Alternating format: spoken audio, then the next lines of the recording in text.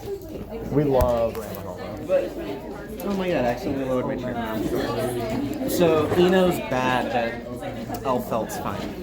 How about we like Elfelt too. I like Chain Lollipop. I like how her gun projectiles bounce back. Dude, even if I want to attack an Eno, you get like 4th of your health damaged on the meter. But if you get hit by Elfelt, your entire health is gone, and you don't know where. No, because Chain Lollipop's a bunch of high-low mixed up. Just don't get hit by the first one. You won't get hit by the second one. Oh, dude, you just don't know where your health goes against like Elfelt. It's so just funny, fun. so funny. Because I don't have a great connection, so the game plays really slowly. Oh, I hate going against people like you. Okay, but it's fun. He says his connection My connection's like like- makes the game go in slow motion when my character's So- entire thing's about confusing you. Yeah, so there's that. But the fact that will ruin high-low mix-ups for me too, as a avid Valentine player. But it also makes grabbing so hard. Grabbing, no. Grabbing, you go. It's all muscle memory, so if it's going slower, it's harder for me. No, grabbing's fine.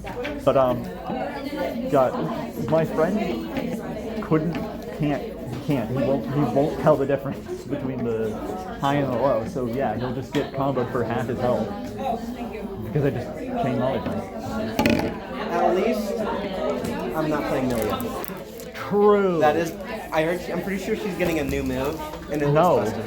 that can't be right. Yeah, it's gonna be like an air dash, or kind of like Eno's where she goes diagonal Okay. down. I guess that's like. I think it No, might I don't help. like that. I don't like that. I don't want to give Amelia more options in the air. She already has her double jump and dash. She doesn't need it. Alright. Hello everybody, welcome. So we have a lot to cover today, and it's gonna be fun, exciting.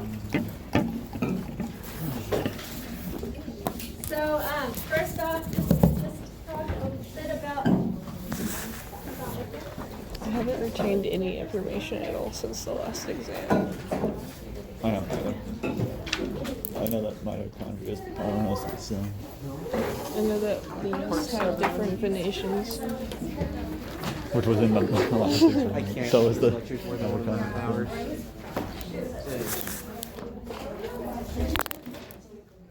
I know that Xylem go up Are you sure about that? and sometimes do. That's that one. Flum's the one I can go back with. Sometimes Xylem doesn't actually work because it's broken. Alright, good. Sometimes it doesn't work because it's faulty. Sometimes it's broken. Sometimes it doesn't work because it's not working. Alright, let's cover a little bit of class business really quick. In just looking over the topics and thinking more about things, I actually am going to push the exam back for one day.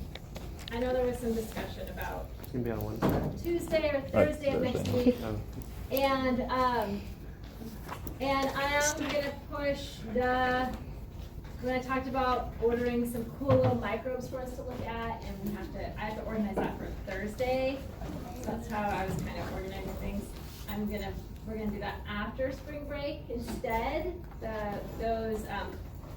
The protists, so the algae and cyanobacteria and fungi will be after spring break. So that was kind of set in the schedule to do before spring break, but it's gonna be pushed back. And so Thursday is the exam. That is our class period before spring break. Spring break just feels like it's happening early. No, it's perfect. But anyway, and so the plan is to get through DNA, RNA, genetics today, and that's still gonna flow over into Thursday as well, because we're gonna be finishing up this topic this week. And then Tuesday of next week, then I'm thinking we might, bless you, jump into Kingdom Plant Day that day, and then take the last bit of the class period to do a review, do a fun photosynthesis review, go over any questions you guys have the exam.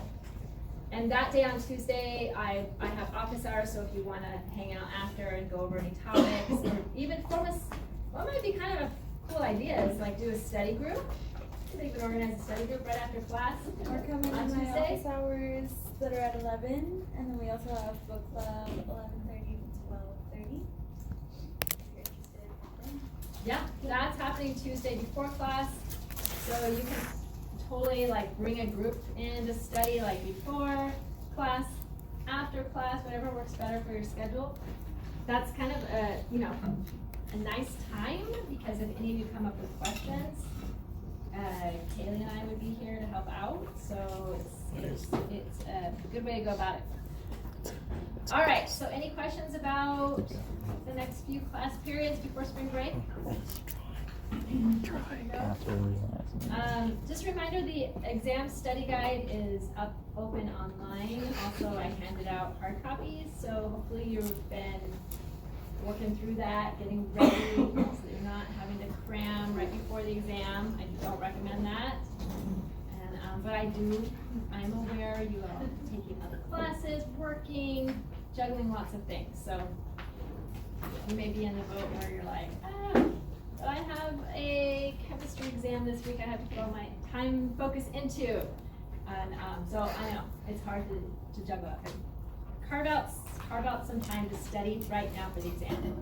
And then if you've got anything that you're shaky on, you've got time to still make sure you feel get more balanced on that. And that exam is going to be multiple choice, true, false, 50 questions like the first exam was.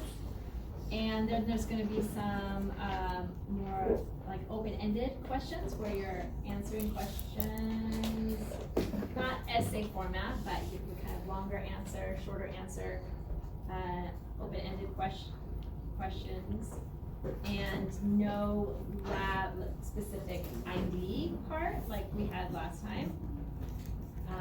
So the exam's going to be a little bit shorter. And my plan is that on that day, on exam day, just to make use of our big chunk of time, my plan is that we will, you know how we started talking about alternation generations? We got the spores, and then the spores develop into the merophyte. Good, not the sporophyte, right? The sporophyte produces the spores by meiosis or mitosis? Meiosis or meiosis, however you want to pronounce it. Very good. You've got the spores are going to germinate and become gametophytes. And then those gametophytes produce the egg and sperm that then come together and make that next generation of then the sporophyte, right? Alternating between the sporophyte and gametophyte generations there. So we're going to actually, my plan is that we actually get our spores started that day. So it's on exam day, we have another thing to do, just so you know. And I think the best way to go about it is when you come to class, the first thing we're gonna do that day is, we're gonna jump right in and get your spores ready. And that's gonna take a little chunk of time, not too long. Everybody gets a chance to look and see what those spores look like. You're gonna have your little petri dish that you're gonna put your name on it, or come up with some names for your little baby ferns you're gonna be growing, and we'll take care of that. And it shouldn't take more than like somewhere between half hour, 45 minutes or so. And then we'll maybe have like a little 5-minute break or so, and then jump into the exam. All right. So just so you know, that's what we'll start that day with. So on exam day, we are getting our baby ferns ready, our little spores ready to get germinated. So then the next week we come back from spring break, and we'll jump right into looking at those guys and seeing if they've germinated, how are they looking, what did they do over spring break. So that'll be good time. Did you have a special joke you were gonna share with us, or did you? Huh? Was it you, Josh? Yeah. What is a tree's favorite button on a calculator? Yeah. Oh gosh, that's a good one. Katie, who was it? Was it you, Sarah? No. You and I were trying to figure out what it was. I don't know. Or maybe it was Deanna. Actually, it was Deanna and I. We were trying to figure it out. Square root also works. That's a good one. What's that? Square root also works. Oh yeah, it does. So what are the tree's two favorite buttons? I like that. Thank you. All right. I just want to share this quickly with you. There's just some neat opportunities around this. San Francisco State University has a Sierra Nevada field campus. These classes are not super cheap, but if you do sign up for one of this class, they have classes that offer credit and classes that don't offer credit. If you sign up for a credit option, you do get some discounts, but they have this really cool field station in the Sierra Nevadas, and they offer all kinds of classes up there over the summertime, such as their art, natural history, like plant, bird, fungi, and then different kinds of art classes, geology classes. So here's a flora of the Northern Sierra Nevada, and that one is about a week-long course, and so you camp up there, and they have a little like cafeteria kind of set up place where you go and you have your meals, and you're just there like fun field course for a week. And they've got some that are like weekend-long birding and climate issues. Oh, and also writing. So there's poetry, nature writing courses that you can do out there, and some of the art ones look really cool. Some here's butterflies and moths, fishing. I think there's one for bears. What was that one? Sarah, I showed you that one. Something about tracking bears and learning about bears. I don't know. There's a lot of interesting class options. So just want to let you know about it. I didn't find out about it till more recently, and wish I'd learned about it earlier. What's the pricing like? Let me click on one. Let's see. Okay, let's click on this one. Oil paintings for fun. En plein air. This one is $560 for a week. So some of these are expensive, but then there's some I've seen anywhere from like maybe $300 to $600, but that's like a week-long workshop out in the field. So How much are the longer ones? but if you're taking it for credit, if you're able to, if you've got like funding for this, either personal funding or financial aid or something like that could actually cover this. So, but yeah, I think they are kind of a little on the expensive side. But I'll put a link on our class website about it. All right, jumping into. Let's jump right into DNA here.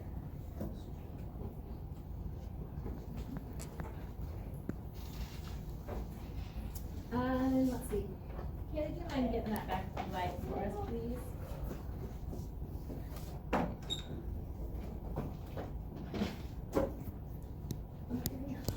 Okay, good, so a little bit. So structure and function of DNA. Plan today is to cover basic structure of DNA and a little bit of its function. And then we're going to actually, our actual more lab is going to be kind of the middle of today. And then we're going to finish up with continuing to talk about DNA and genetics. So, so just keep that in mind. We'll coordinate when we'll have break according to how long things take with this part, and then jumping into our lab. So first off, remember at the very beginning of the semester we talked about biological molecules, and Can you guys help me remember what the biological molecules are that we learned?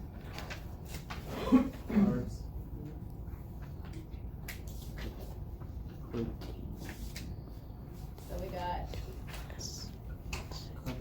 carbohydrates, lipids,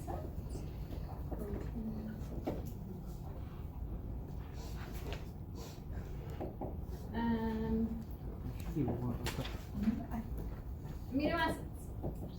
All right. And those are the ones we focused on already. Carbohydrates, lipids, proteins, and proteins are made up of monomers called amino acids, right? And amino acids connect together to form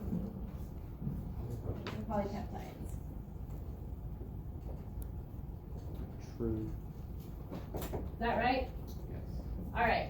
So, but we didn't, the final major biological molecule that living things are made of, nucleic acids.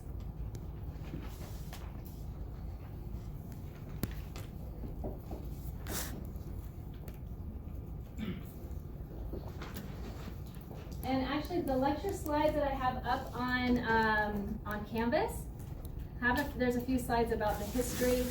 And if we have time, I'll go back and we'll talk about some of the history of discovery, of how DNA was discovered, the structure of DNA and whatnot. It really is interesting.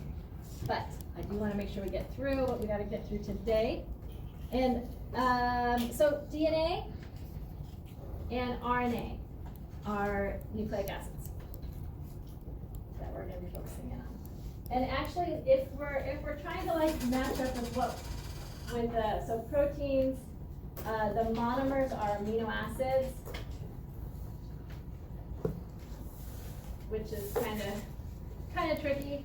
Nucleic acids are actually more comparable to like the word or the term polypeptide. Nucleic acids, the monomers are called nucleotides, okay? And actually, let's go like this. Remind, you guys remember.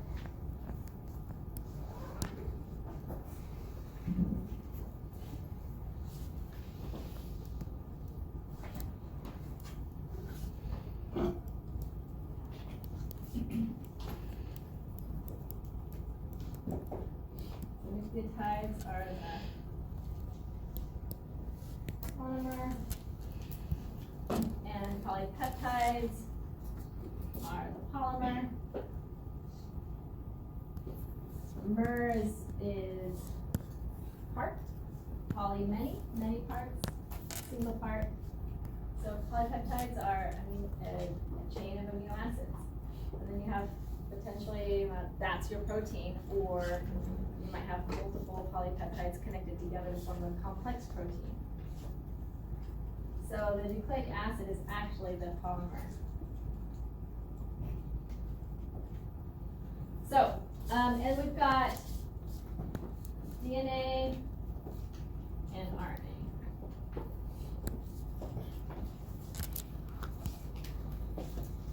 So nucleotide is the monomer, and you have multiple nucleotides hooked together to form a nucleic acid. So let's go back here really quick. Two types, deoxyribonucleic acid and ribonucleic acid. And they provide the directions or are involved somehow in going from a nucleic acid language to amino acid language. So they are involved with storing important information for how to build proteins. And those proteins can be either structural proteins, they can be enzymes that are actually helping to push along reactions, they can be important channel proteins within cell membranes. There's so many different, the proteins are what make something work and help provide the structure actually of the components of living things, right? So very important, nucleic acid to protein or amino acid language. So DNA and RNA. DNA is where the information is stored, and RNA is involved with converting that, changing that message into an actual protein. We'll get into that in more detail with function. So a nucleotide is made up of 3 major components. You've got a sugar and a phosphate, and then you've got a nitrogenous base. So all the nucleotides have sugar and phosphate. And of DNA, you have a specific type of sugar that you only find with DNA. And then the nitrogenous base, part of it, specifies whether or not it's going to be an A, T, G, or C. An adenine, a thymine, guanine, or cytosine.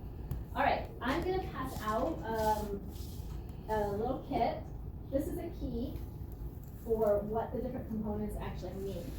And so while we go through the structure, for fun, you guys each, either you can work in, depending on how many students we have today, you can either work, we can see about working in pairs. Let me do a quick head count. 5, 6, 7, 8, 9, 10, 11.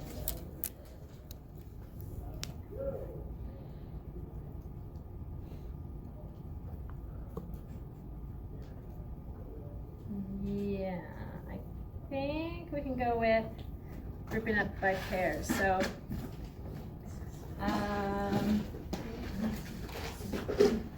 we're going to get a kit, and you guys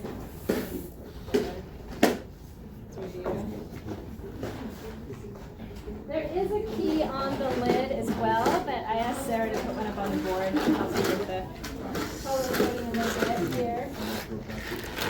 Treats. So,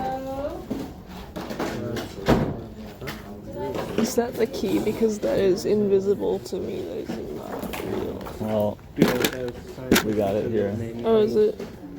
It's this. Gross. Our green tubes in there. Those are go thymine. ahead, like Deanna, count for me. Our All right. yellow I'm gonna tubes. have to take a couple. We need to have one more, at least 1 or 2 more tips. Tubes. So who wants to work together? Adenine. 2, maybe 2. Yeah, maybe you guys all work together with 1. Is it before right there? Okay, let's see. It's like, no, our table's kind of too long for that. The shorter tables are better to turn around. That's ribose. Deoxyribose. That's amino acid. If you set it up kind of in the middle here. And there's no ribose in there. All right. So go ahead and open the kit up. And what I want you to do for now. So this is. So what I want you to do first off do. It's a really big ribose. Go ahead and grab. Let's do 10 phosphates. Like tubes. And let's get 10 deoxyribose sugars. So go ahead and gather up and make some backbones. Make some sugar phosphate backbones here. So the deoxy, and on your lid is a little key as well. Go ahead and get 10 phosphates, which are white. 10 phosphates. And then the sugars are these little black ones here. And so go ahead and grab those. And you're going to go ahead and hook those together, like up here. No. So four. How many deoxyribose sugars did you ask for?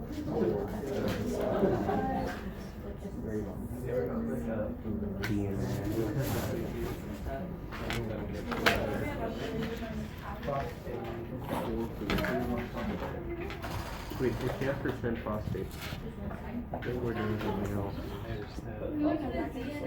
So you're gonna go ahead and do 10 of them for one strand. One strand. So I said 10 of phosphates and 10 sugars. So you go ahead and make a strand. You're making a One backbone. strand. Sugar phosphate backbone. I thought we were doing. Some of you guys are getting a little ahead. It's like you're actually making like a full DNA.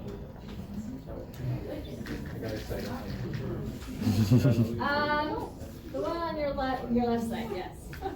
Sugar phosphate backbone. So Use all the kits. You can join our group. we actually were kind of short on. Hold on, I think I might have miscounted. 5.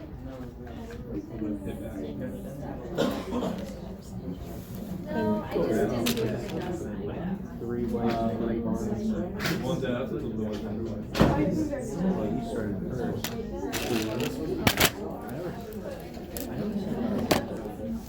All right, so let me see if No, I'm competitive. you guys have a.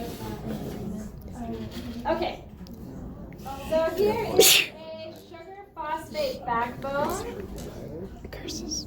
So you're alternating the sugar with the phosphate. The phosphate's the white and the sugar is the little black hexagonal pointy thing. The nose. Yeah. That's not a hexagonal, is it? It's Pentagonal. I was listening to Sarah. It's a god. Did you say hexagonal? I don't know what, but I might have said my brain was not working right. All right, so here is our sugar phosphate backbone. And what I want to mention really quick here is, well, you guys, tell me a major difference between that you're aware of between DNA and RNA. DNA is one substrate. Yeah. So if Usually. Always the case. I mean, it depends. Eukaryotic cells. In eukaryotic cells, I guess that's probably good. So we got. I just put that on the bio. You could put it on a bio DNA still will be in Oh, we're talking about eukaryotes? Yeah. All right. So this is one side of a DNA molecule, right? Well, it's just the backbone. So now if we are going to then make this add our little nitrogenous bases here. Orange is adenine. So here we have a nucleotide that is adenine. Right? Everyone with me on that? The nucleotide is the phosphate and the sugar, deoxyribose, and then the nitrogenous base. Adenine. And now we're going to start to add on those nitrogenous bases. And you guys can really just go ahead and have fun adding on whichever order you want. So go ahead and add some bases to these, okay? Hear me out. And then Oops, all adenine. you're just doing one side so far, okay? You're just doing one side. I don't even supposed to. Mac 10. and It's supposed to be 10. Mac and cheese. Oh, you have 3. I have 6, and there's 1 on there. You don't have to add, you don't have to go all out. Do whatever.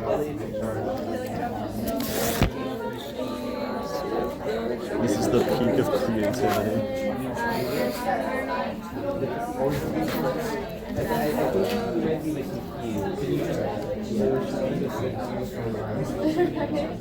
think you might be All right.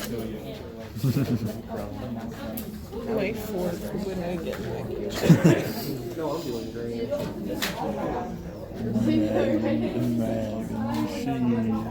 All right. So Cheeseburger. Where's the other one? There isn't. all right. 1, 2, 3, 4, 5, 6, 7. Okay, so you've 1, done. 2, 3, 4. Yours should look something like this. Wait, how many is this? It's 10, 10. Oops. All right, so I said do 10 phosphates length backbone, right? And then I asked you to add on the nitrogenous bases. So this is DNA. We'll talk about RNA in a little bit in just a minute. But so this is DNA, and to properly form DNA is a double helix. So, and actually, I should have been more specific, and I told you to have fun, like put whatever you want. But you do. Actually, that would work. I mean, that would work. Just as long as you have enough to match up with it. That ain't coming You up should. right. All right. Yes, we do. So now let's talk about let's talk about those nitrogenous bases a bit and how they work. I keep putting down my little pointer. So we can see that adenine is a double ring. Guanine is a double ring. Thymine is single ring. Cytosine is a single ring. And they do form bonds between each other, so forming that double helix. So we see here, so this is what we've kind of built so far, the one side of a DNA strand. And the T's, I can't remember myself, what's the T? T is green. Yeah, So T's green. thymine is green, adenine is orange, guanine is yellow, and cytosine is blue. So what I want you to do now is go ahead and form the other side. So these are, if you know one side, this is important to think about here. If you know one side of your DNA double helix, you automatically know the other side, right? So adenine always goes with thymine. Adenine and thymine. So A to T and C to G. Guanine and cytosine connect together, and adenine and thymine. Okay. This is important to just kind of work it through, making sure that makes sense, because DNA replication is what we're going to be doing in a test tube today with polymerase chain reaction, PCR. So if you know one side, you can automatically know the other side. And to connect them together, you use the little white. You use these little white tabs. Or what do you call it? Yeah. They're little tiny. They're these little tiny No, white. I didn't. I can't. Basically, Not enough.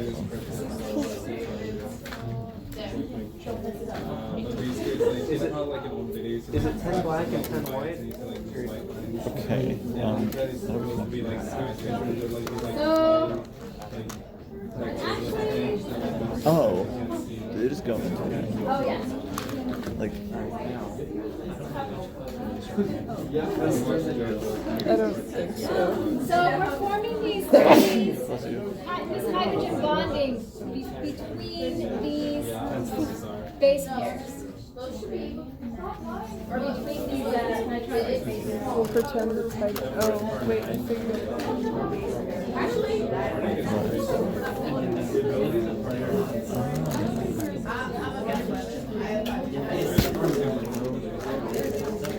Purple one.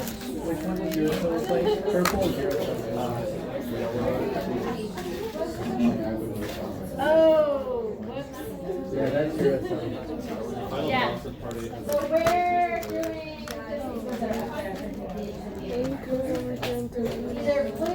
Because I don't want to. Sorry guys, I forgot about the little purple ones. We're not doing that purple right now. So your nitrogenous bases you're using right now are either blue, green, orange, or yellow. Okay? Uracil replaces. But already.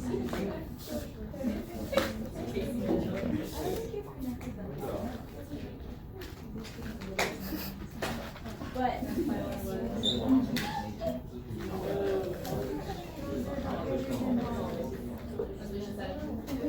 all right, so tell me folks, what's the black part? The deoxyribose sugar. And then the white part is the phosphate. You got your sugar phosphate backbone. And then you got your different nitrogenous bases. So what encompasses a full nucleotide? Nucleotide. What is a nucleotide? A nucleotide is going to include a sugar, right?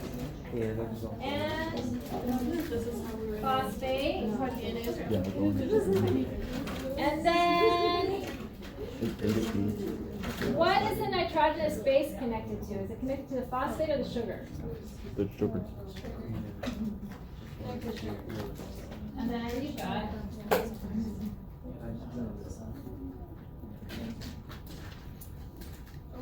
we've got our nucleotide is going to be that whole component there, the sugar, the phosphate, and the nitrogenous base. Fuck you, curly DNA. Roller coaster. Okay.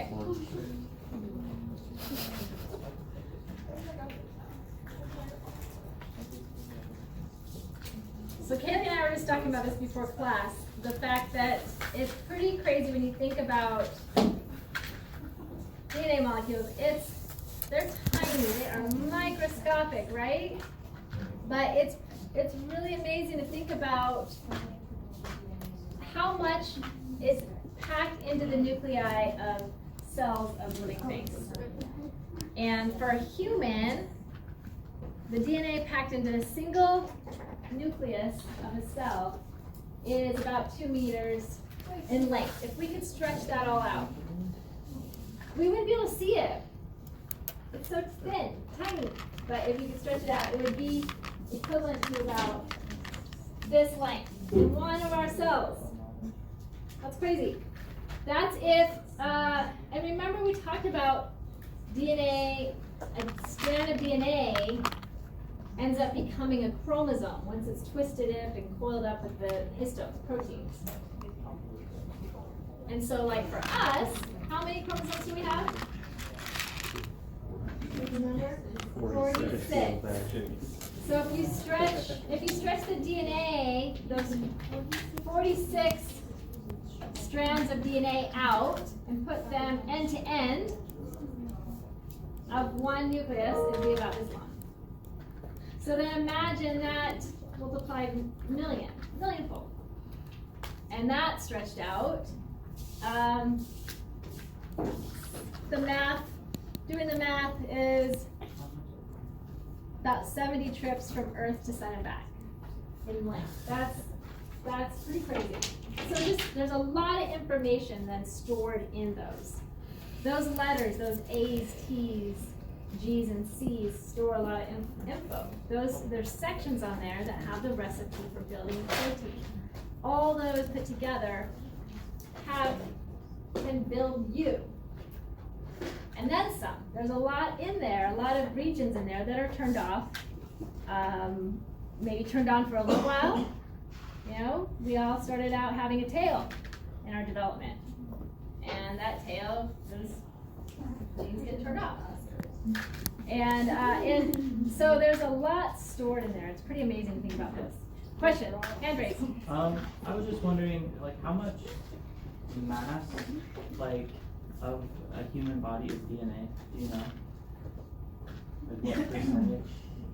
'Cause it sounds I like don't know, but I bet somebody's figured come up with an idea of what that is. If someone wants to look that up, not very much, because it's just so small.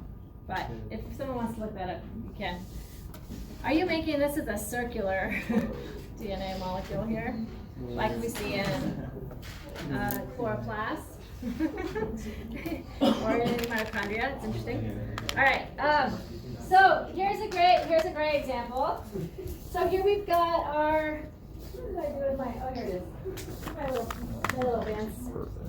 Ours is so perfect.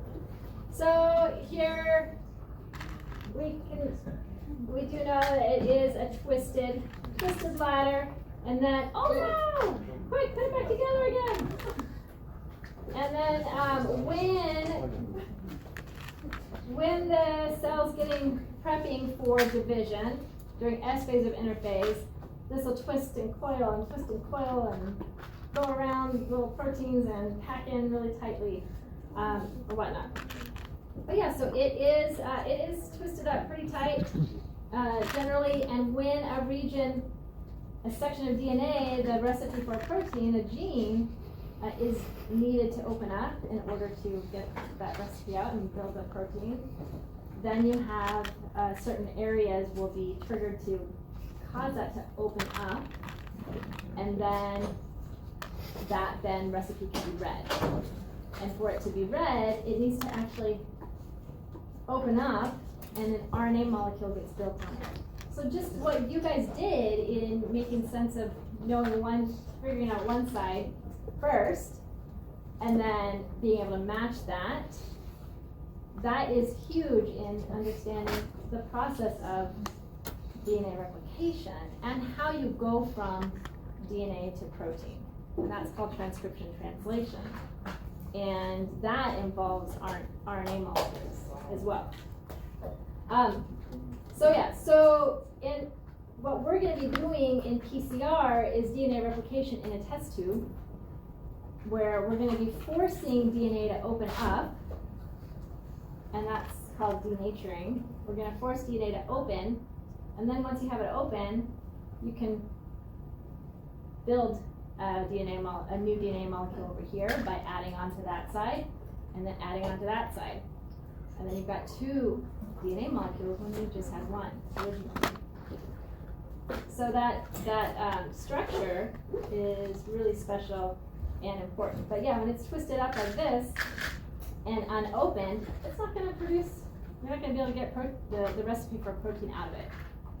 And it's not going to be able to replicate. So it's important to be able to then untwist and open it too. So these are some different ways that DNA molecules can be diagrammed. There's the atomic model, ribbon model, computer model, and as I was mentioning, just thinking about as we just have talked about mitosis and meiosis, the only time you're actually able to visualize DNA really is in that chromosome form if a cell is getting ready to divide, and if those chromosomes then condense and become apparent. And this is kind of just thinking about like how coiled up and twisted up and it actually is. It makes sense how so much of it is packed into such a tiny little, the nuclei of those cells of our bodies. All right, so comparing RNA to DNA, three major differences I want you to be aware of. First off, we already kind of mentioned DNA double helix, and help you remember that. DNA starts with the letter D, so does double. DNA double helix. RNA is a single strand. So DNA has a double strand connected together, and RNA is single strand. Other thing, major thing, is that the nitrogenous bases of DNA are adenine, guanine, thymine, and cytosine, A, G, T, C. RNA has the same adenine, guanine, cytosine, but instead of T, instead of thymine, it has another close chemical cousin relative called uracil. So if there's any pairing up going on, if A's go with T's, if RNA is going to pair up in the formation of RNA, you do have it connecting with DNA. And so it is important to think about what, if it's RNA, what is that A going to match up with? Or I should say U. If there's a U instead of a T in RNA, if the T matches up with an A, what's the U going to match up with? The U is just replacing the T. An A. So a U would match up with an A. So if you know one side, remember, of a strand of DNA, you automatically know the other side. And RNA works in the same way, except instead of a T, it's a U. The other thing is a sugar. The sugar is different. So if you look at those, you can see that right here. Look at this hydrogen. The sugar that you find in DNA is called deoxyribose. In RNA, it's ribose. So if you compare what's happening right here, the sugar in the backbone of RNA has an oxygen, whereas in DNA it doesn't. It's missing an oxygen in that spot right here. So the name deoxyribose, deoxy means without oxygen. There's still oxygen in that sugar molecule, but RNA has an extra one. That DNA doesn't have. So major differences: uracil instead of thymine, so U instead of a T, and a different kind of sugar. Ribose instead of deoxyribose, and then single-stranded generally versus double-stranded.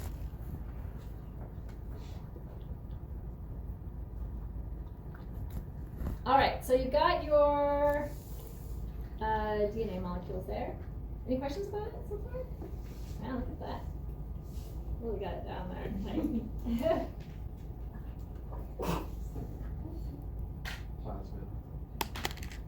Plasmid, yeah. All right, so let's talk about DNA replication.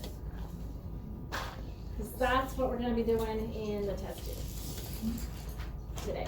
And that's what happens if we're talking about the cell cycle, at what point does DNA replication happen? S phase. S phase of interphase. Right. So during S phase of interphase,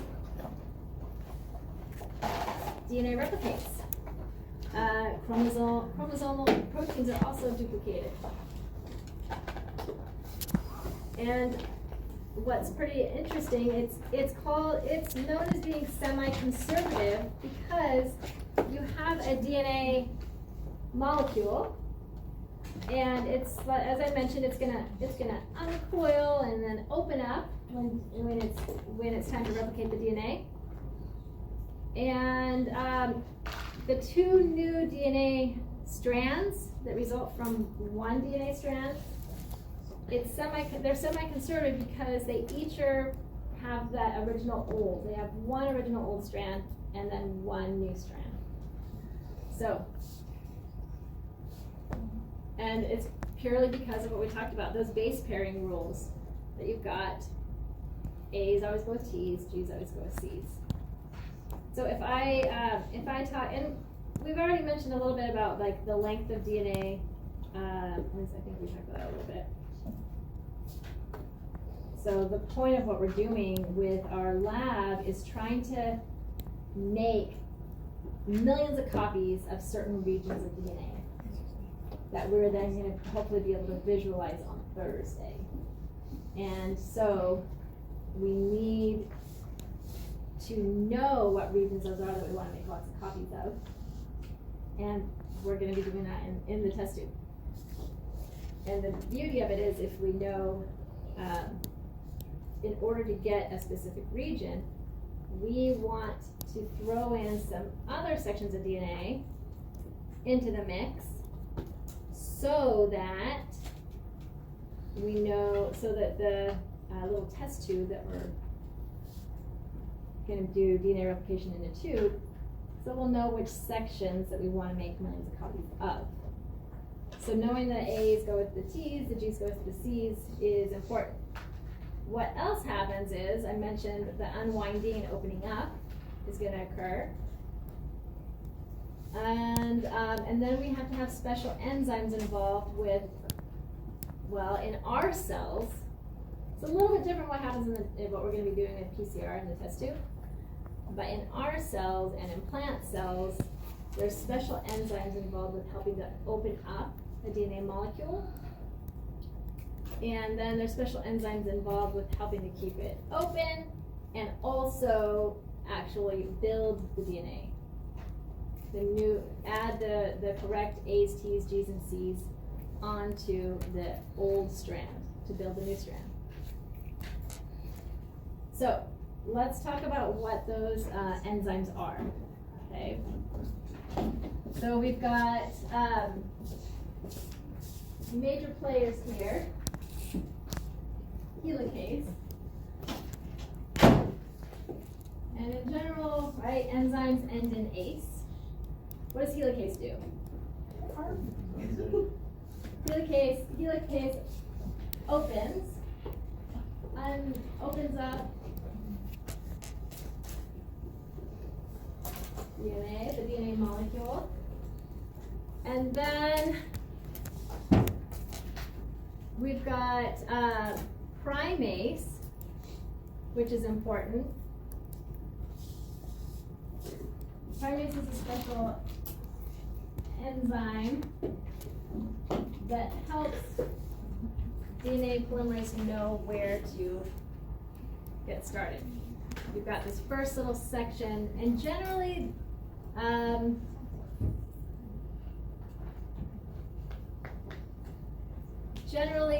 it helps to attach what is a section of RNA, which is kind of weird.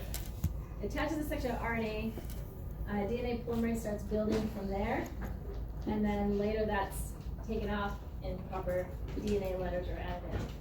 So that's what I was saying. If you've got a U, you know that connects with an A. So primase attaches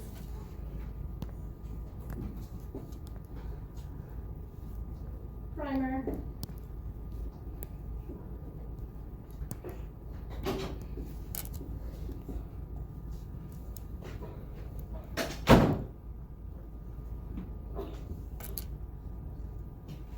Helps DNA polymerase connect. Then we've got DNA polymerase. What does DNA polymerase do?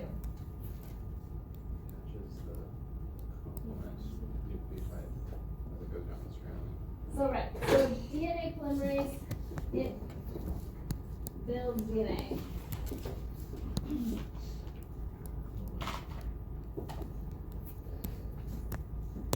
By attaching or pulling together if it reads an A, it helps to connect the T. If it reads a C, it'll help connect the G.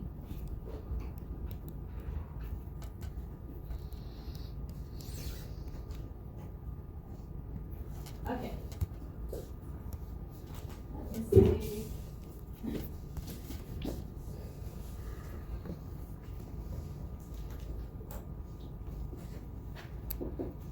Attaches those nucleotides. So if you think about the term here, polymerase. It's an enzyme that connects those nucleotides to form the nucleic acid. All right, so all these pulling in together. We've got helicase opening up the DNA molecule,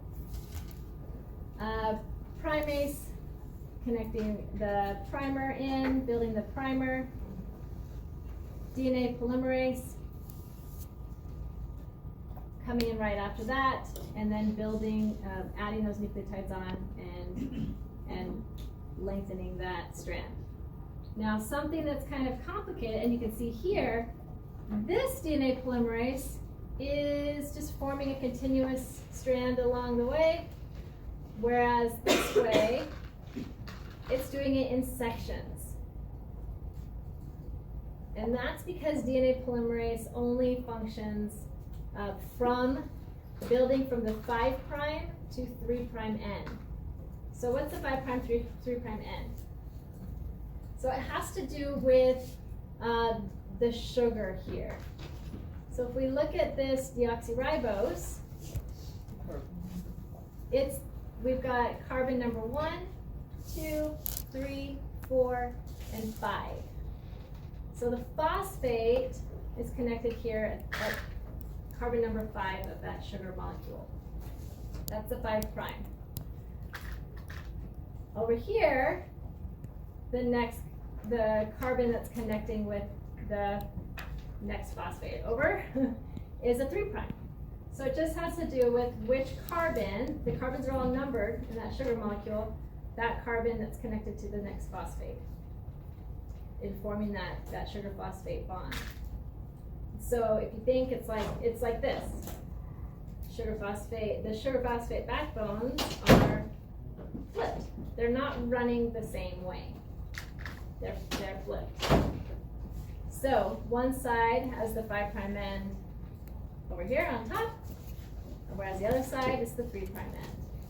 And if DNA polymerase only builds from 5' and 3', you're going to have it going in two different directions. And in a way, thinking about one moving forward and one moving in reverse. Okay? So if helicase is coming along and opening up that DNA molecule,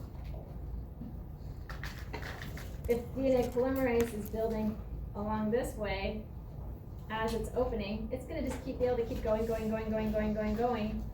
Whereas the other one, if it's building the opposite way, as that's opening, it's going to open, build, open, build, open, build. And it's going to have to keep kind of coming in there and continuing as more space opens up. And so along those ways, you have what are called fragments built instead of one long strand. So this one continuous strand is known as the leading strand. The one that's building the fragments is known as the lagging strand. And so opens, gonna just build until it hits the one that was already built, the section is built, and so forth, so forth, so forth. Okazaki is the name of the person who first figured this out, named after, so they're called Okazaki fragments. And they're known as the lagging, it's known as the lagging strand because it's gonna go a little slower. There's more that has to happen there. So it's lagging behind a bit. And this is silly. Anybody wants a fun t-shirt to wear, and people like, some people may or may not get what you're talking about. And so DNA helicase is the enzyme that unzips and opens those genes.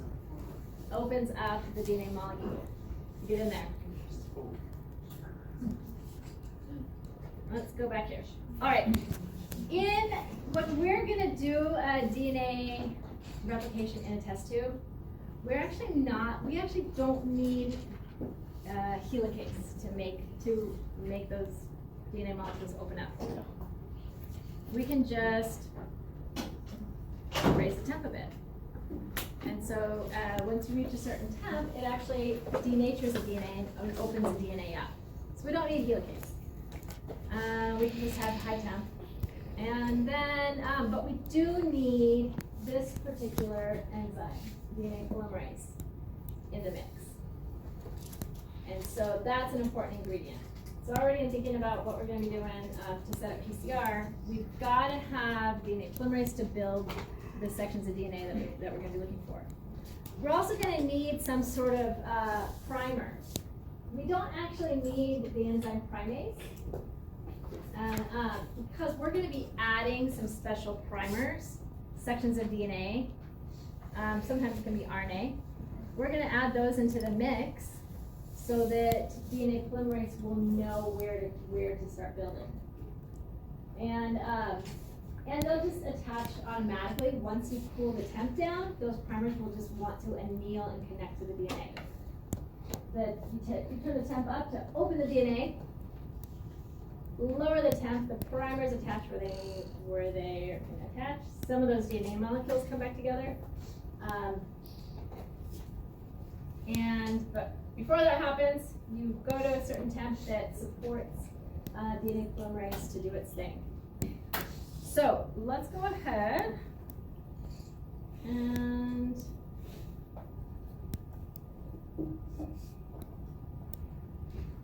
all right, we're not going to watch this, but even if you don't really like Amoeba Sisters, I highly recommend watching this. It's about 8 minutes, so it's a little long. But they do a really good job of. They actually talk about a couple other enzymes that we don't get into. This one just helps to kind of keep things open there. But they do a pretty good job here, and of understanding, and maybe I think I will just show this one little part of it because it is helpful in understanding the 5' versus 3' way. So yeah. I recommend watching the whole thing, but we're just gonna watch a little part of it. With the base thymine, and the base guanine goes with the base cytosine. These strands are also anti-parallel, so they don't go in the same direction. What do we mean by direction? Well, with DNA, we don't say north or south. We say DNA either goes 5' to 3' or 3' to 5'. What in the world does that mean? Well, the sugar of DNA is part of the backbone of DNA. It has carbons. The carbons on the sugar are numbered right after the oxygen in a clockwise direction. 1', 2', 3', 4', and 5'. The 5' carbon is actually outside of this ring structure. Now you do the same thing for the other side, but keep in mind DNA strands are anti-parallel to each other. So let's count these, again clockwise after the oxygen.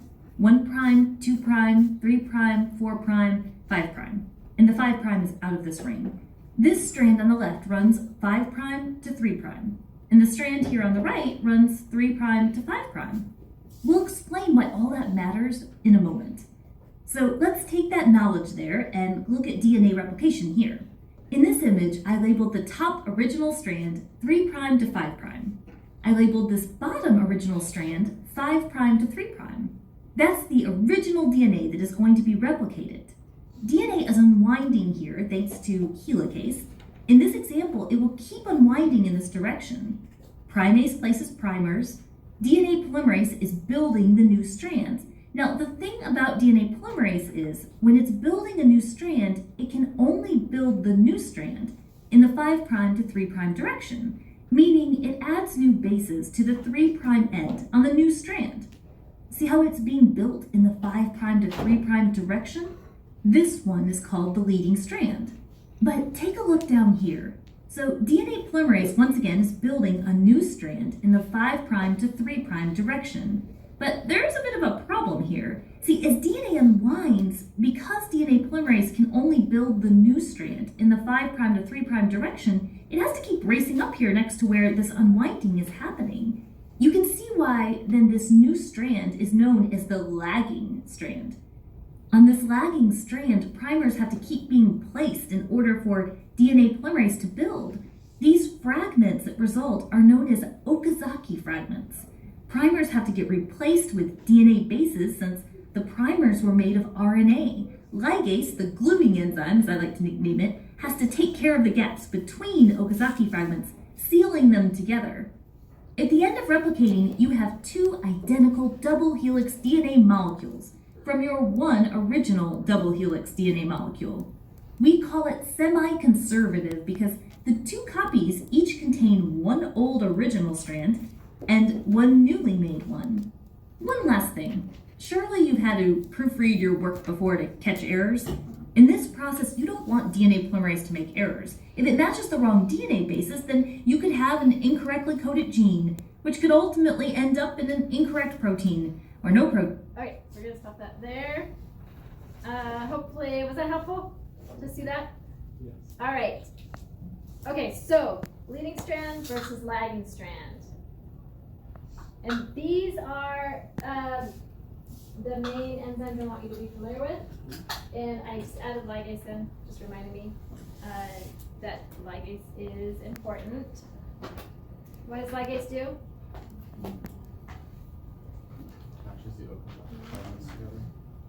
So yeah, it glues the sections together.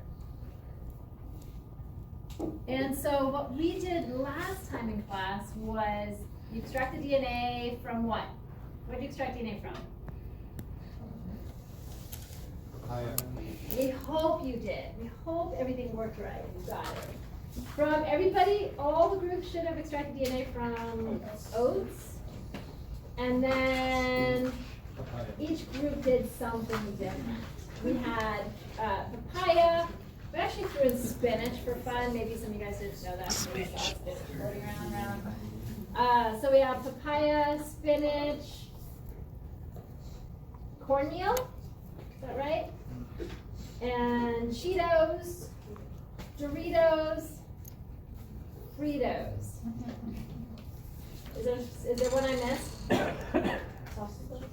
Oh yeah, we had cheapy meat sausage, and we had Morningstar breakfast sausage. Yeah, so we have a lot of different things that we sampled DNA, extracted DNA from. Hopefully we got some good DNA extraction going. And what the DNA what you extracted last time, that DNA, we're going to call that a template, DNA template. If you like, I don't know, what do you use a template for? If you're gonna, would you call that, if you're gonna make like a shirt, you have like a template for your fabric? Pattern, okay. Maybe, what if you use the term template for? I know, maybe like you have a template for writing a letter. Or a resume or something like that, a template, something that you can like fill in what you need or use as sort of like a pattern. It's another way to put it. So yeah, so your DNA template is important. That's really important. If you don't put DNA template in your PCR mix that you're going to be organizing here, then you don't have anything to make copies of. All you're going to get is a whole bunch, maybe some copies of your primers, maybe your little sections of DNA that you need to find the region you want to make copies of. But yeah, so you've got to have your DNA template, and then we've got the primers, which are the sections of DNA that are important to mark where we want DNA to be built. Then we've got DNA polymerase. And then what else do we need?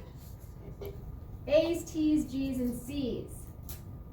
We need like the Lego pieces to build the DNA, right? You gotta have all those A's, T's, G's, and C's. You gotta have those nucleotides.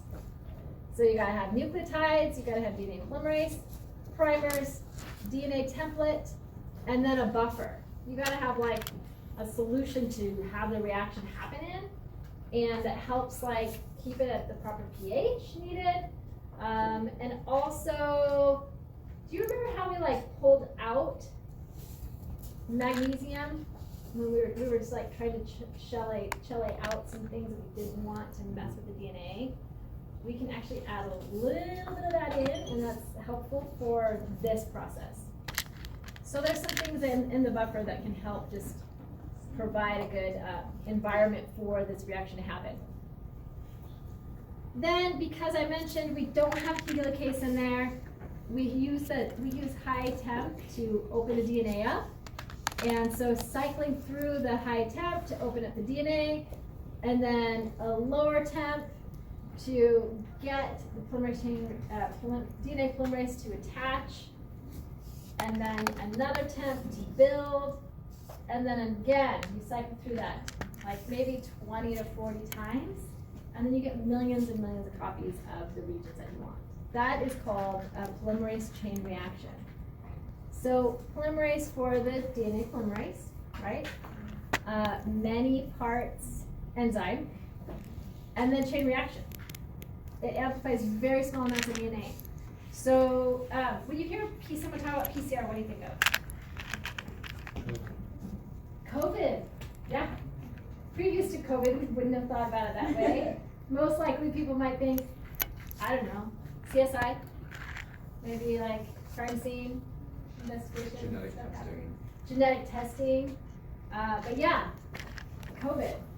Then that was like the main way in the beginning how we would test whether or not we had COVID was PCR test. And it usually took a few days because it had to go through this process that you're going to be doing. Actually looking for those sections of DNA that would connect with the COVID-19 virus and look for that. And depending on how many cycles they ran through, there was one time I knew somebody who pretty much they had it, but they were tested maybe a little too early before things could build up inside, and come to find out, some of the tests would do higher number of cycles or lower number of cycles, and depending on the number of cycles, maybe it would show up, maybe it wouldn't. Because each time it cycles through this, you have millions more copies being produced, and so it was interesting. You could actually look at the paperwork, and it might tell you how many PCR cycles were run. But yeah, trying to figure out a paternal test. Who's the father? You would do PCR for. Crime scene investigation I mentioned, whether or not potentially protected species is in a certain type of food, or all kinds of things, different reasons we might use PCR. So enzymes, protein, an enzyme is a protein, and if you stick a protein in an environment that's either too acidic or too basic or too hot, what might have the protein? Denature. Now, we had a discussion last class period about denaturing.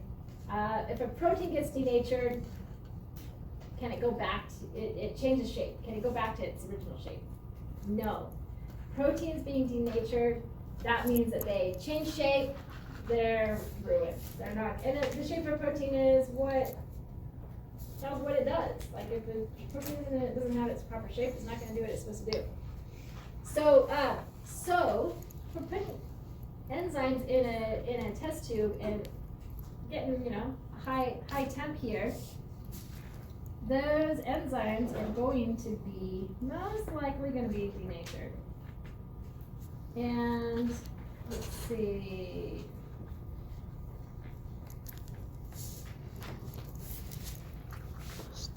So we can see here, 95 degrees Celsius is what's needed in order to, in the same term, denature DNA. Denaturation. Open up the DNA molecule. But it's not changing the shape, it's just kind of changing it temporarily. That DNA can come back together. But you put any enzymes in there at that temp, they're going to be denatured, they're going to be destroyed.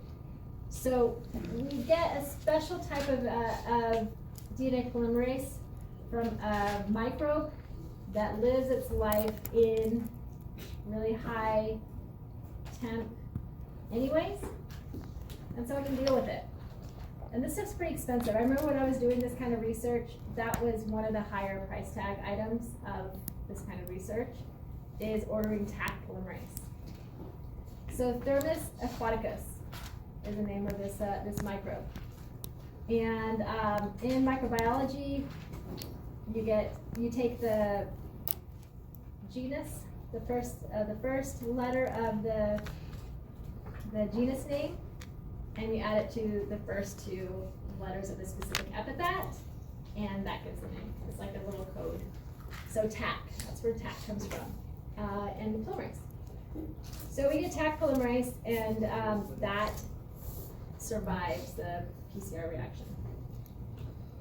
So the ingredients, DNA sample, the template, the primers, the nucleotides, the buffer, and TAC polymerase.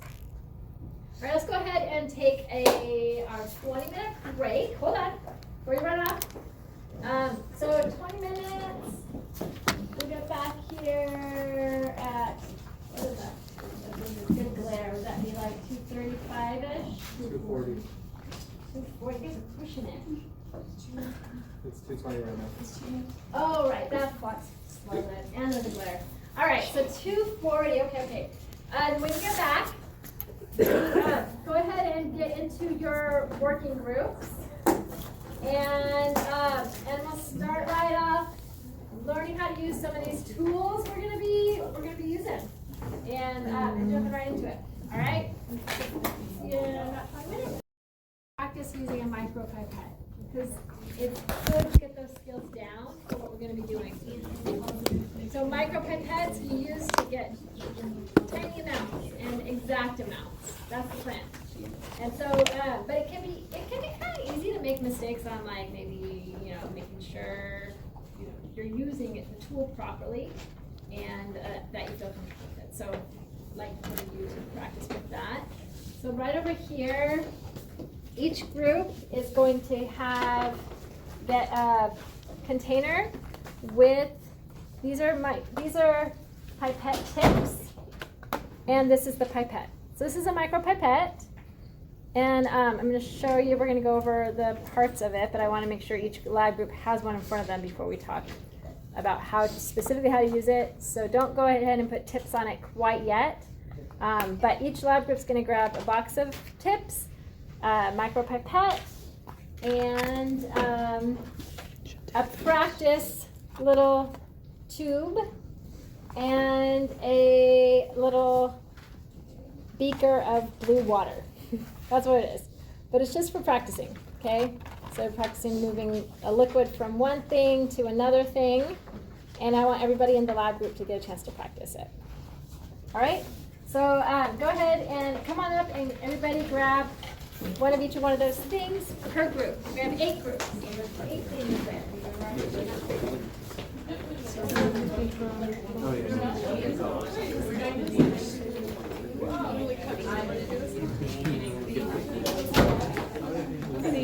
I actually don't know what's happening.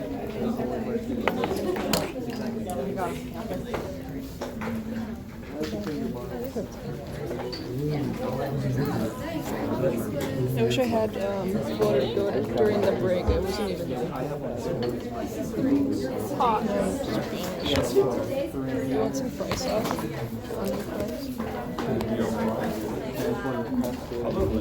How was the veggies? See, when you just I'm thinking. Folks, remember you're only getting one set for each lab group. Oh. Right? Well, you're just missing the microphone. Okay, sorry. I thought that someone took the whole set. It's right here. Okay. That was so funny. I took it. It was me. I was worried that the whole set was done. Okay. Well, I just needed one of those boxes, but That too. like one of these. Okay. There you go.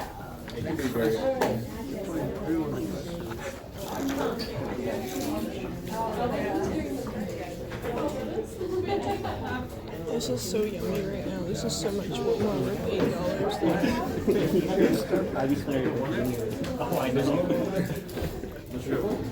Actually, no.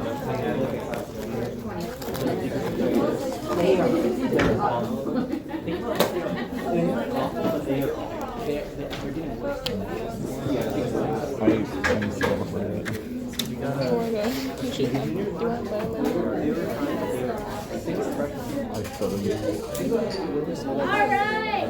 Yoo-hoo! Does every group have a set of everything? You've got your beaker, blue water, your your pipette tips, micro pipette? Yes? Okay, good.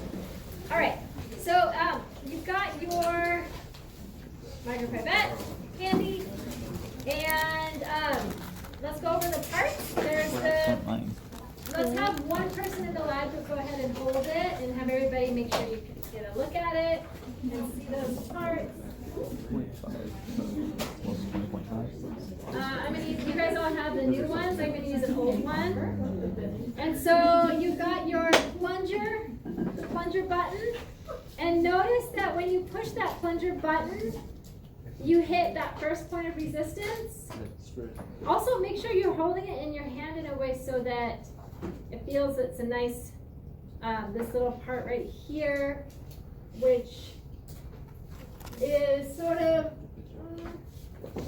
some of them it's like a little hook where you can like hang it up on your lab bench area or whatever, but this is more like just to make it more comfortable for your hand here.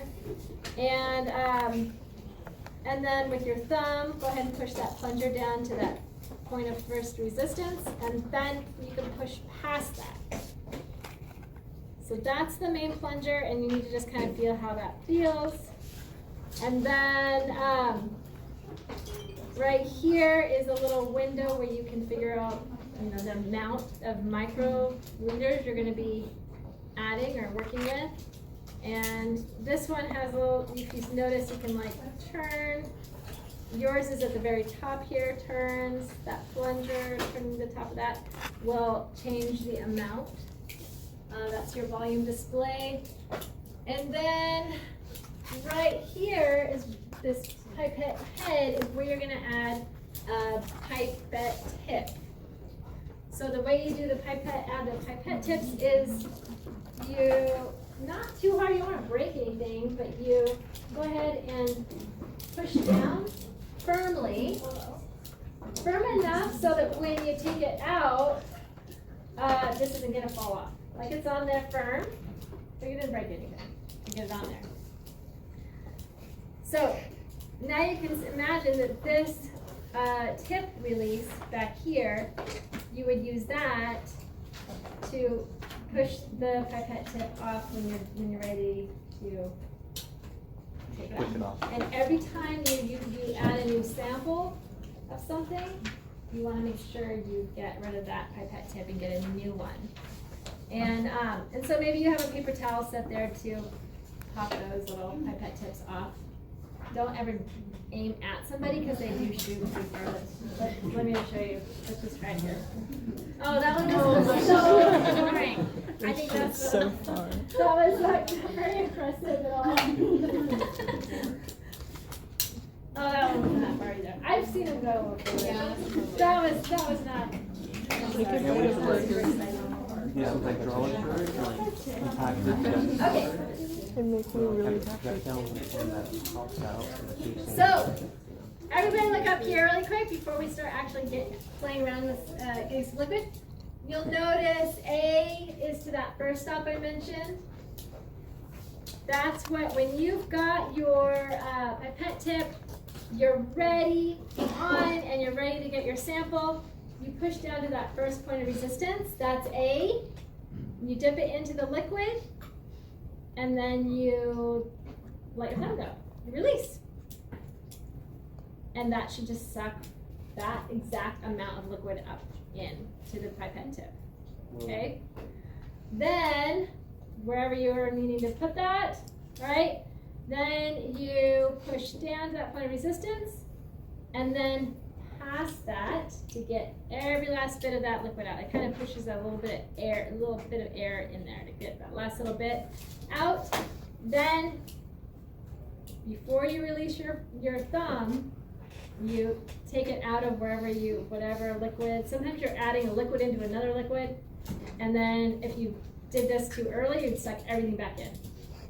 So you make sure that you hold your thumb all the way down until you're all done. You've pulled that tip out, and then you can release, and then you pop the tip off and get a new tip, and do the next sample. Yes? We said to get the amount we want, we push it down to the point of resistance and then release it, or Down all to the the way point down? of resistance. Yeah. first before you even put the tip into the sample. So I'm going to add a tip here. I'm pushing it down to point of first resistance. Insert the tip into the sample. Releasing my thumb. Now I've got that amount in there. And then I'm going to just go ahead and kind of dig into something else. Then you push all the way down. Then, without releasing your thumb, take it out and then release. And then you can get rid of that tip. Okay? Does that make sense to everybody? So what I'd like for you all to do is take turns. You're going to be going between like 20 microliters and 10 microliters. These are all 20 microliter sets here. So go ahead and like practice turning it between 10 to 15 to 12 or whatever kind of you can come up with. Make sure you take note of that because you want to make sure you're getting an amount that you're thinking you want to get. So go anywhere between 10 and 20, you decide. And then you're gonna, everybody listen up. You're gonna take a sample of that out. Why don't we all just start with 10 to make it so everybody's kind of working on moving that around and getting used to how to use that. And take your sample, practice using one of these. Go ahead and close it. And then maybe using a hand. It's good to practice with your left hand, pop it open, that top open, and you put your sample in there, and then you're done. And then let someone else try it, and have them add their sample, and you keep adding in, okay? We actually don't need to, maybe a couple people can practice getting rid of the tips, but we don't need to waste the tips. I just wasted a couple just to show you what's going on. We don't need to waste a whole bunch more because we're just using the same sample, but it is good to practice like how that feels to take the tip off and whatnot. So you're welcome to try it. Okay? Oh wait, that's good.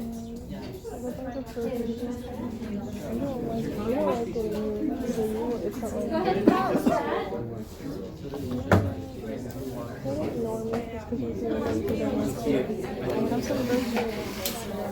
Have some burger or you're going home with my bag of chips.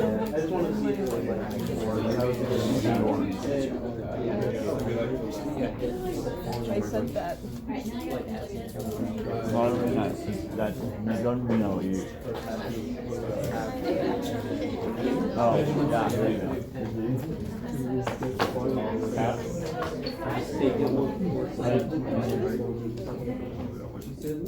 Yeah. Are you scared of spiders? Or what is this? It's just another. No. I would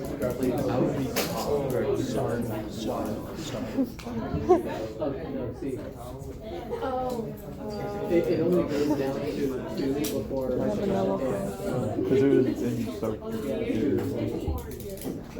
Oh, it was? I didn't realize. I thought that was the paper. Put it on his paper. No, I want it. Oh yeah, careful. Have ever bite on my birthday?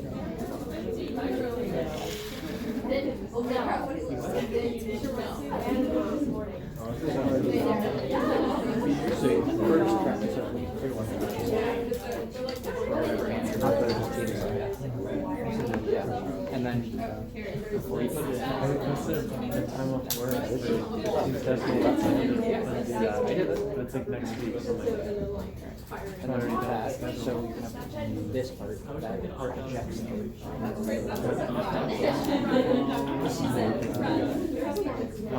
I worked at the she said it's productive. Yesterday I worked 5 to Well, we can put it back on. Put it back on. All the way down? I don't know, just a contamination issue with the septic system. Put it down to the first one.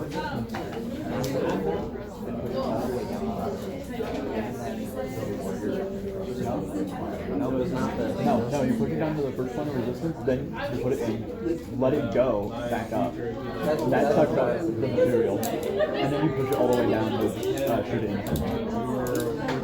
One reaction makes it called a lytic salt. And you talk about how like it's a really fine salt. It's kind of like flour. They gotta Talk about how like when it's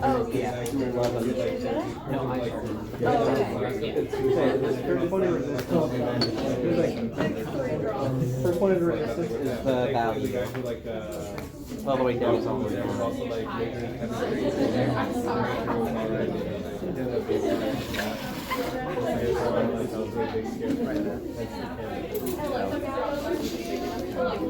I've lost my phone. Not bad. I'm gonna One time I lost my phone and I used the flashlight on my it's 10. So it's 10 left.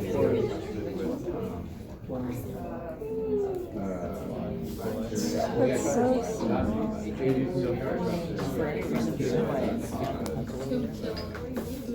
That's my mechanical pencil. I found it on my. Not that one. She likes to steal. You're never getting it back. No. Okay. I was just curious because it's not over here now. No, I don't see it. Yeah, it's curable. Yeah, I can I see it.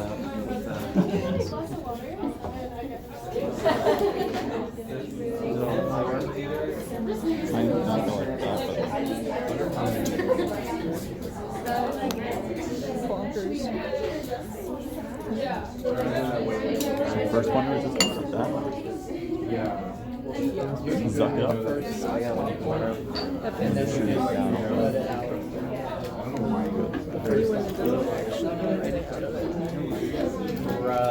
The legendary triple stack.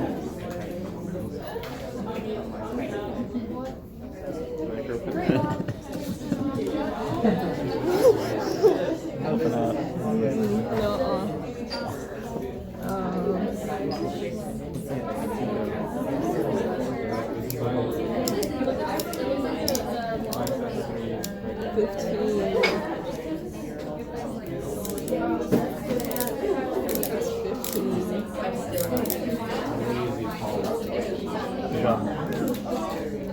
We know what we're doing. Just so you guys know, you are valued members of society, and we are grateful to have you.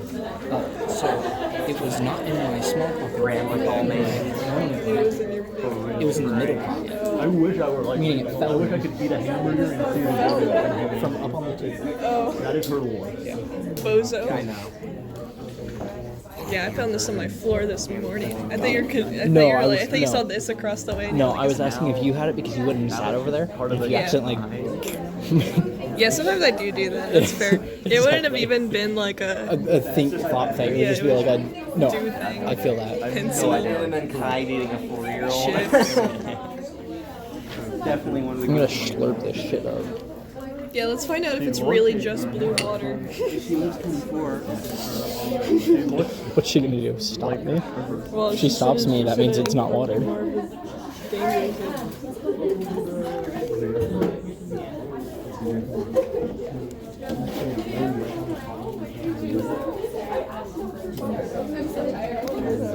Sustenance.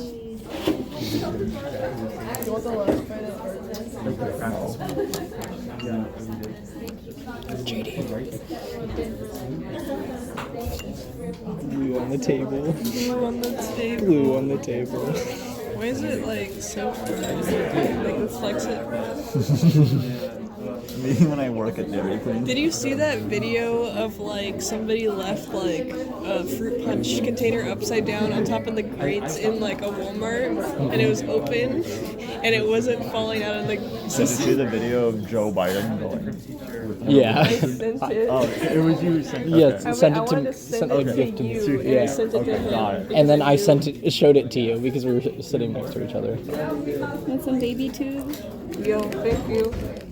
Little baby tubes. I think this is true. All right, I'll close up the fry sauce so none of us get tempted. Oh my gosh. This is, yeah, I'm like, I don't know. In past times when we've done this lab, we're like, and now I'm just like, I'm touching everything. Honestly, you could still do that. Ate a fry and then immediately add the handle this time. There we go. It won't turn any more this way. But you want to know what it will do? Alright, so I heard some Go to 98.5. It's not a bad idea to get your hands all clean and ready, and also we do have the little area where you're gonna actually be This isn't mine. It's for you. Doesn't mean Doesn't I hate him. You hate him? I hate his guts. Valid. Go ahead and do a quick One of wipe, his guts I That's why I hate. went, wipe down with some isopropyl alcohol right where you're going to be working. Alright. That's going around. Are we gonna work like right here on this Yeah. shit? That means we gotta clear the fucking area. That means we gotta clear the area because we're gonna have to wipe it down. They're gonna be passing the chemicals. Put the chemicals in the fry sauce. Can they go?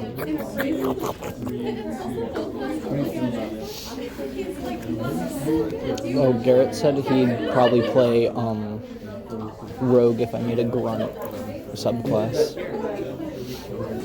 He'd play a Rogue with grunt activities.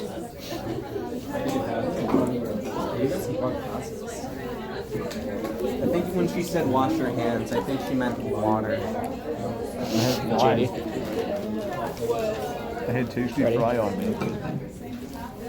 I knew I should have packed the lunch for breakfast. It works. I should have eaten. Oh, That means it. really anything. Yeah. And I have a movie after this, so I ain't getting food when I get home. Does that. It's like you and I have water to clean. adhesives. And then maybe, and then I have to. I'm about to drink the adhesive water. Make it adhesive my lungs together. Because I like an Italian sausage roll. That is going bad.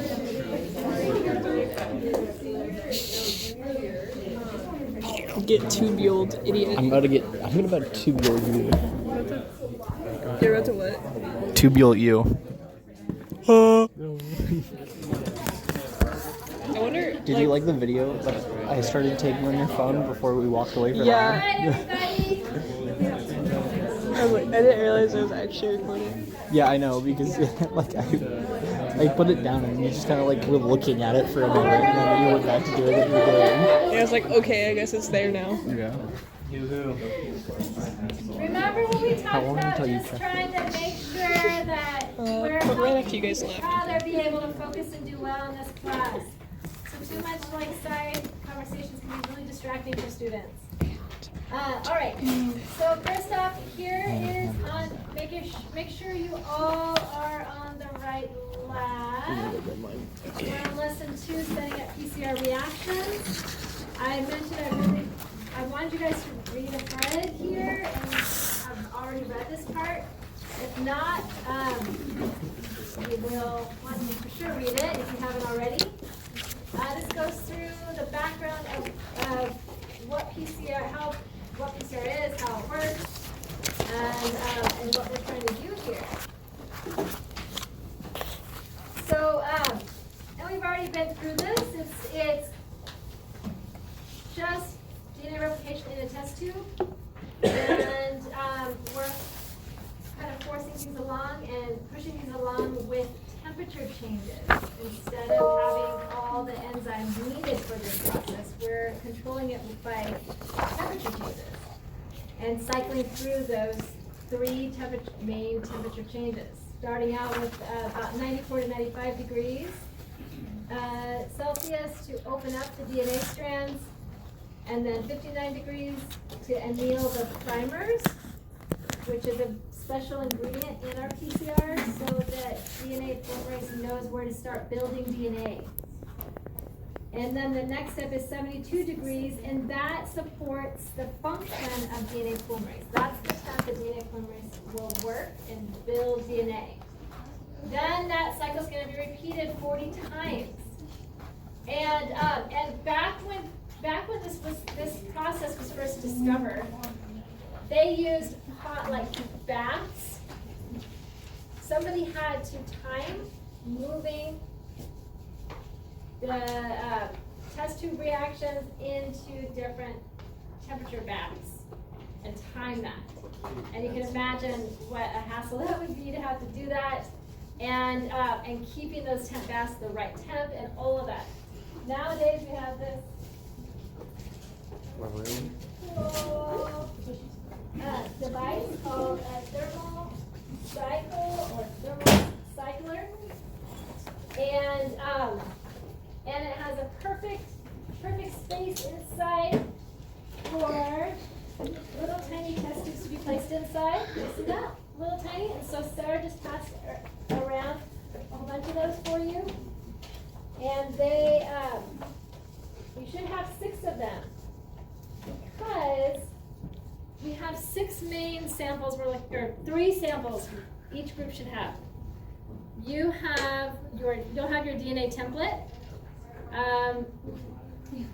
or your mysterious, well, you know what it is, but we don't know yet if it's genetically modified or not. So we've got our test food DNA, you've got your oats, which is your negative GMO control, right? It should not be genetically modified.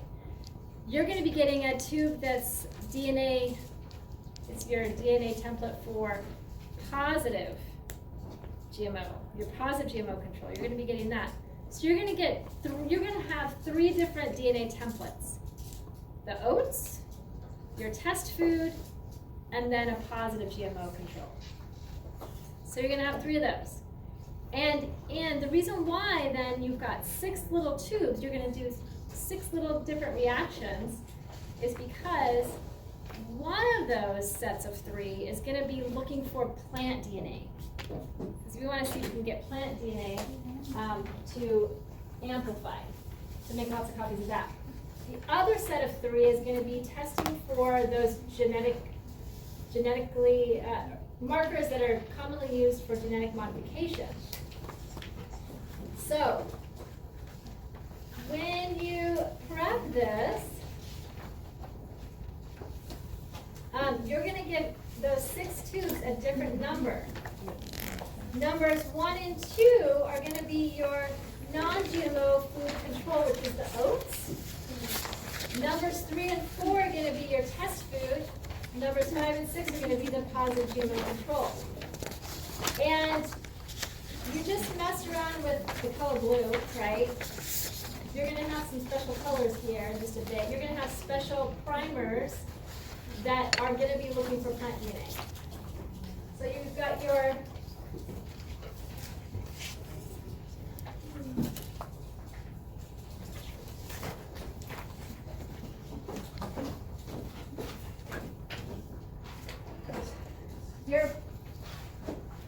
plant primers are going to go with the letter P, and they, oh, you guys, I just realized something.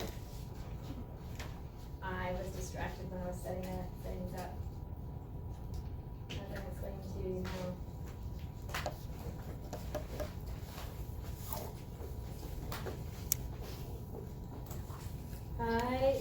This is good, because this is a good learning experience. It's all good, it's just that my tubes that I put these primers in are opposite than what I'm telling you. But that's where the color is nice. So I'm going to change this. We're going to go by color now, because that's what it is, and not specifically the name. I was really distracted today. So, green versus red. Well, it's kind of more like a purpley red, okay? So the green are plant primers, okay? the red are GMO primers. So remember, primers are sections of DNA, or it could be RNA, these ones are DNA, sections of DNA that are kind of like marking the ends of the section you want. So remember, DNA is really long, but you just want to make a copy of part of that. So the primers will fit in like a puzzle piece. When that DNA is open, they'll fit in like a puzzle piece right in where they're supposed to go.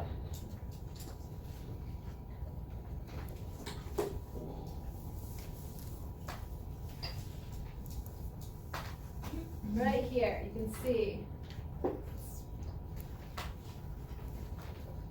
Little section. Once the DNA opens up, the primers are going to bind,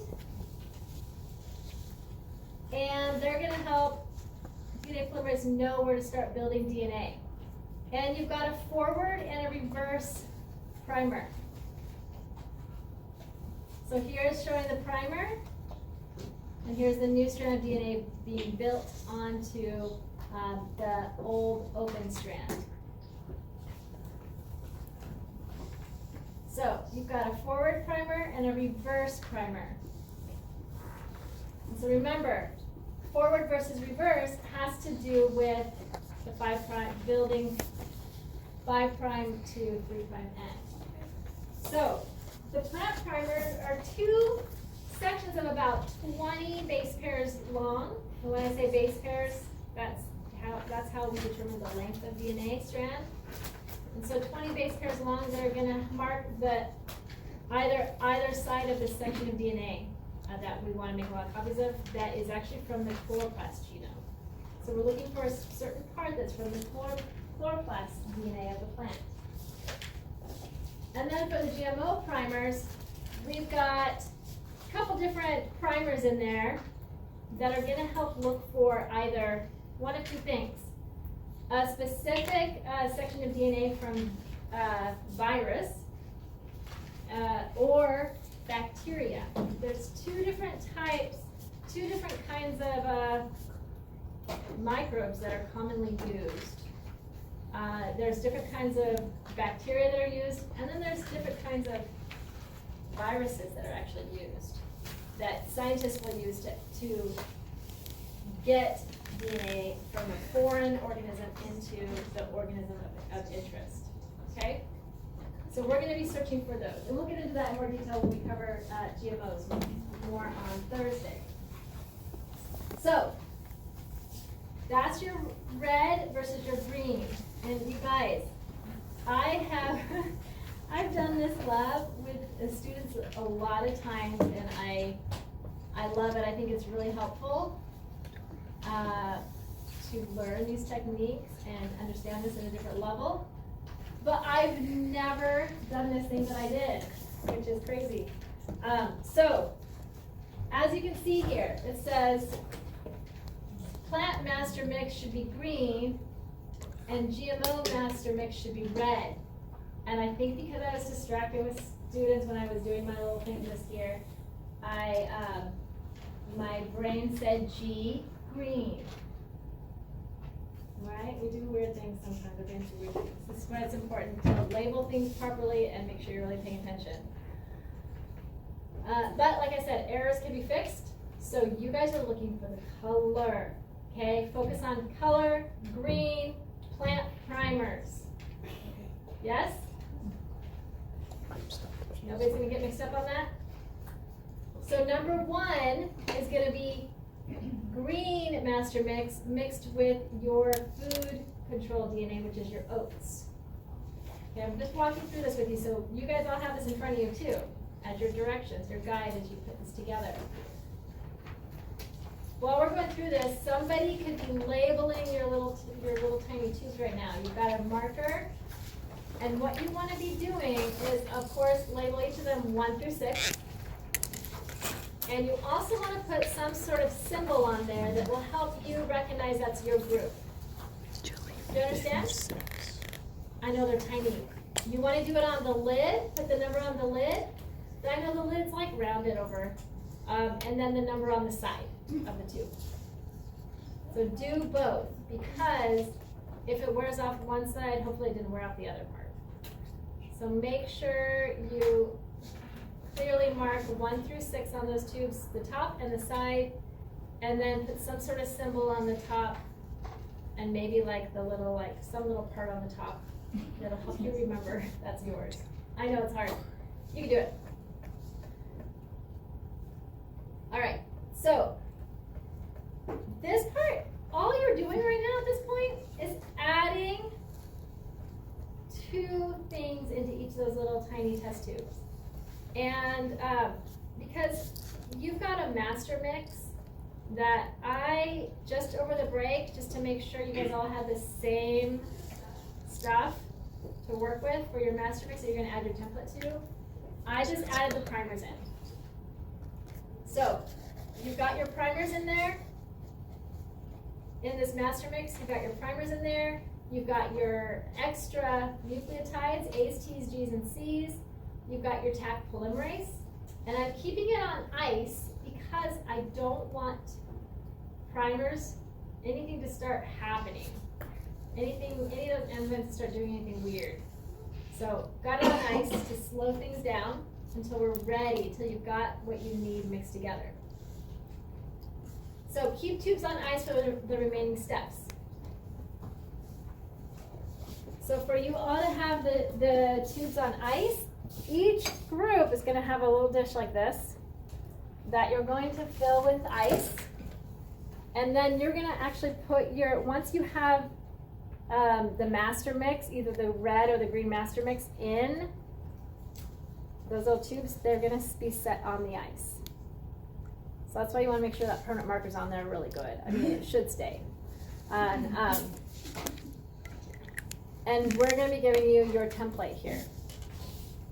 All right, so while I'm grabbing the templates, the DNA template, have somebody from your group come on up and grab a little ice container. And I think you have everything else in front of you that you need. I didn't want to Leslie the fish until I tried to make it a jellyfish. Oh. Because I realized, hey, we did jellyfish and not fish. Yo, can I eat some of this ice? This train is terrible. Josh got us. I mean, it's probably just working. After he puts us on. Yeah, make him do it all himself. The whole lab he's doing. Also, are we ordering the second part?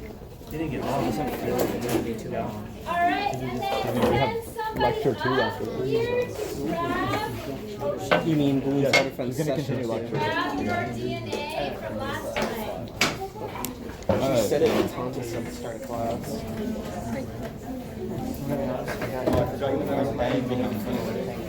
Why? Fair. To me, it's all It's under. Okay, I'll go get our stuff. You're leaving? I'm getting this stuff. I just saw you saying bye. I was like, ooh, he's bouncing. Bro's bouncing. Please don't draw me.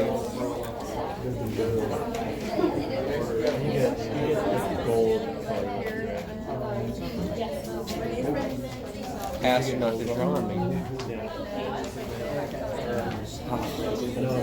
One time I did that for a full minute straight and it gave me a headache for the rest of that. It hurt my neck. Yeah, that's what it does. I'm gonna go wash my hands. Do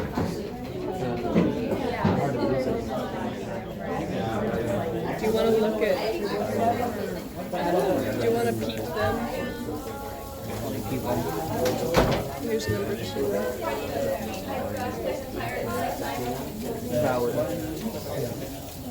Okay, so do we also go ahead and get one like when we were each? Or like passing the looks like the passing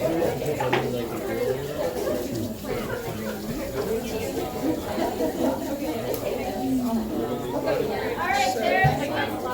Oh, guys, don't forget, don't disrupt that pellet. Remember, don't shake these up. Don't disrupt your pellet.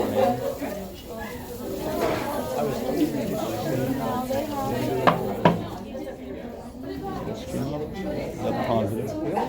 Ice We have 6. Okay. Alright, so see, Oh my god.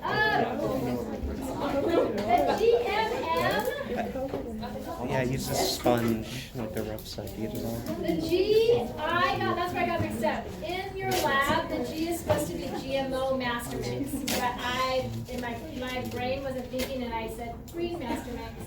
It's green. And I've thought that many times, but I've never actually done it. And this time I did it. The P Master Mix officially means Plant Master Mix.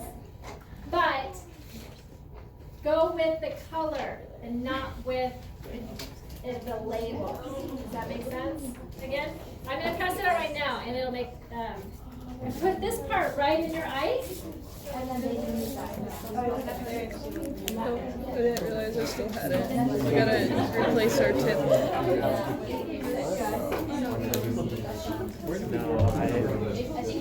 JD, for assaulting a student, I'm gonna get you expelled. With that one kid in like the Star Boy and Lava Girl. You destroyed the evidence. Huh? You destroyed the evidence. No, there's evidence right here. Yeah. Proof that I did it? None of my DNA is there. You just like admitted you did it. No, I said, do you have any proof that I did it? Yes. What's it? That camera. Non-GMO. It's non-GMO. Did we not? She's. Did we not label? No, it's something. This is like DO. Taryn, what did you, Taryn? Which one's the GMO mix? This is spinach. That's spinach. So this means this is non-GMO. Yeah. I'm dumb. This is green. I was gonna say, which one's more green, Mav? I wasn't thinking either. I was like, they're not labeled. Whoa, these are cold. Put them in the ice. Can you give me a second? No. Josh, hand us that. What? Hand us the yellow thing. Alright, now we can start putting these in. It's so much heavier. It's heavier than it looks. Alright. Make sure you 3. put them in. That's 3. Can I have one real quick? Here's 1.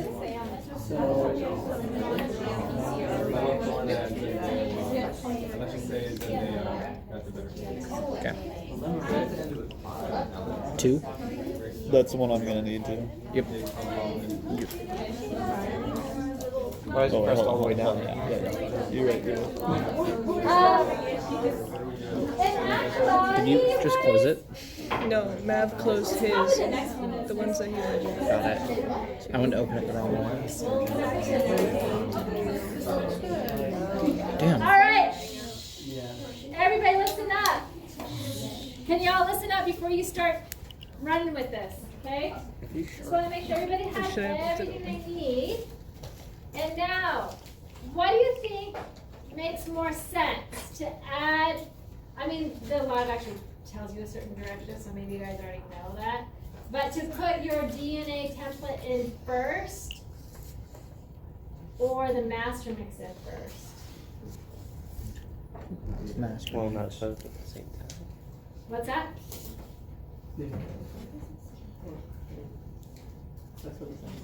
Yeah, that's what it says. It actually, you could do things a little bit, a couple different ways. You could go ahead and put plant master mix in the 3 that need the plant master mix. So you could put your plant master mix in 1, 3, and 5. So remember those odd. These are the odd ones, odd numbers.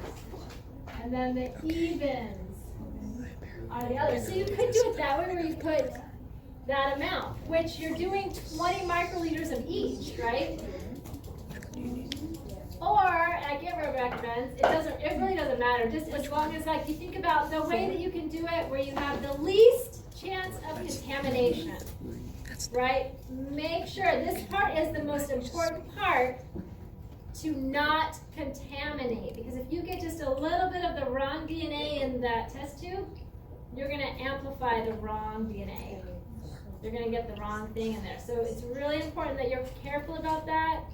You keep track of which things you're putting into which tubes, and that you've got 1 through 6 labeled, you know what's going on. Yeah. Just kidding. So using a fresh pipette tip for each tube, add 20 microliters of DNA to each of the tubes as indicated above. So number 3 and 4 is going to be your test for DNA, right? Don't disturb that pellet. This is the part that's really, really, really another important part. Disturbing that pellet down here, if this is your liquid, if your pipette tips comes down and messes up with that, then you're getting some of that ingredients in your PCR, and that could get in the way of the PCR reaction working properly. All right? Any questions so far? Well, we'll be wandering around if you have any questions.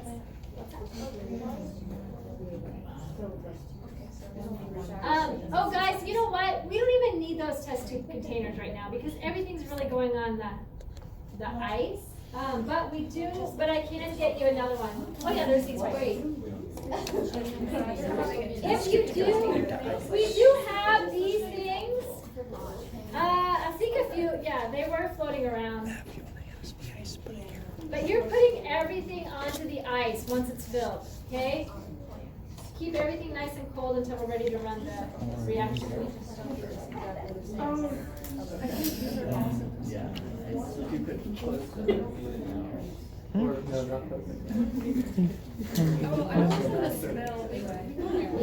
okay if the DNA is sitting out a little bit. Once you add the reaction to the other components to it.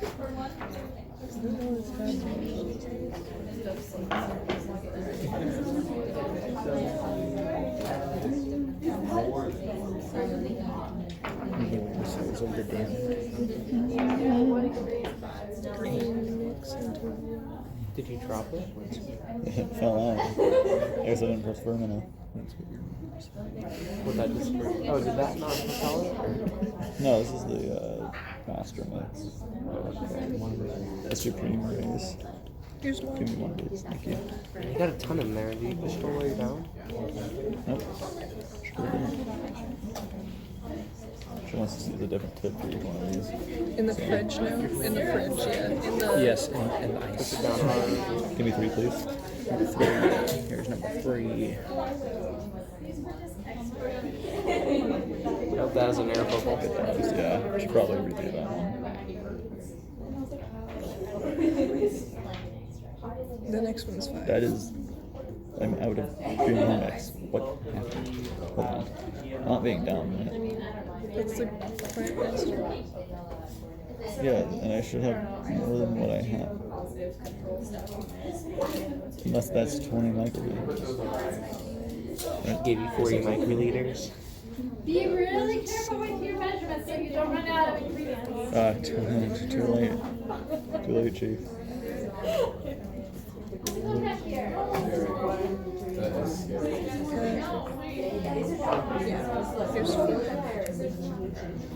Is that just a storage container, or is that how those are sold? Yeah, it's like minutes. Okay, 3's fine. How much are you putting in it? 20 mils.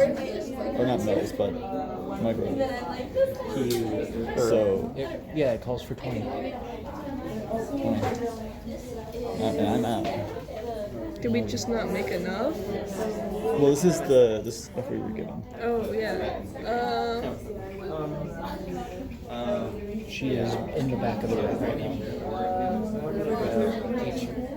She's in the back of the room right now. Can we ask her?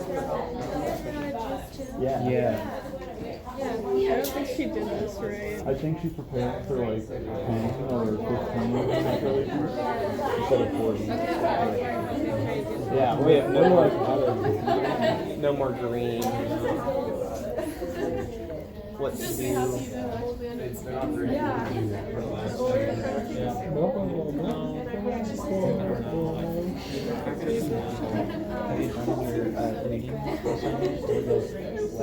Not the lobster. I've not done the reading yet. I have not done the lobster. So You should do our lab cert and I'll do your reading. You'll do my reading. It's actually kind of something. How long was the lab cert? I mean, I did it before Ken yesterday. That's, I mean, but like, I was think it only like? took 30 minutes. That's because Mav came I don't and started think getting we more used an green. exorbitant amount of green considering it's been on 20. Yeah, we. But They also they are ran out on. They're out of red. We're doing 20, right? Because that's what it says. Yeah. That's weird because we did do 20 in. I'm scared now. Okay. Are you. Please push. This is concerning. How is it concerning? Because I'm like, that doesn't look like 20 milliliters. Remember, guys, But don't also- just drop that pellet at the bottom of your Sometimes DNA these drops extraction. actually make up a lot. Remember, the DNA is in the liquid above that. So you do not want to disrupt that pellet. Because the DNA is not in that. And it's got We could just spit it back out and throw it in a centrifuge. Hey, Suze, it looks like they might not have enough, but Enough of what? I'm not sure because they're kind of like on the side, but I don't know if this Oh, is and like there's this, and it's set for 20. Yeah. It's set for 20. It doesn't seem like. You want me to grab your glasses? I just want to make sure there's nothing else in there, is there? Not really. There's like a tiny little bit, but. Okay, let's put that. Or you just gonna throw it in the centrifuge? Yeah, let's try to get every little bit out of that. Okay. I can't remember which ones I made, but I don't think it's one. That's so I guess in the time. In the meantime, let's start doing red.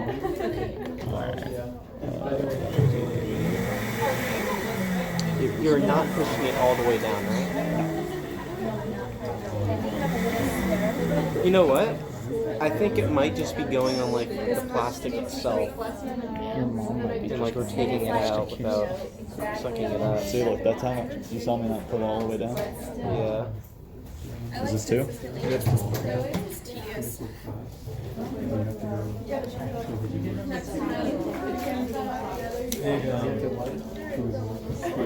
Oh yeah. Because we need two more. Alright, I've got some. Oh, you got full. That looks like one. Wait, so you've already done one. He's either like neutral or like. No, we have a bit left over for the red, so it's believable. You also have to politely get out of my class when you're taking too long on the lab. You know, like, how are you doing? Okay, good. Good. That's good.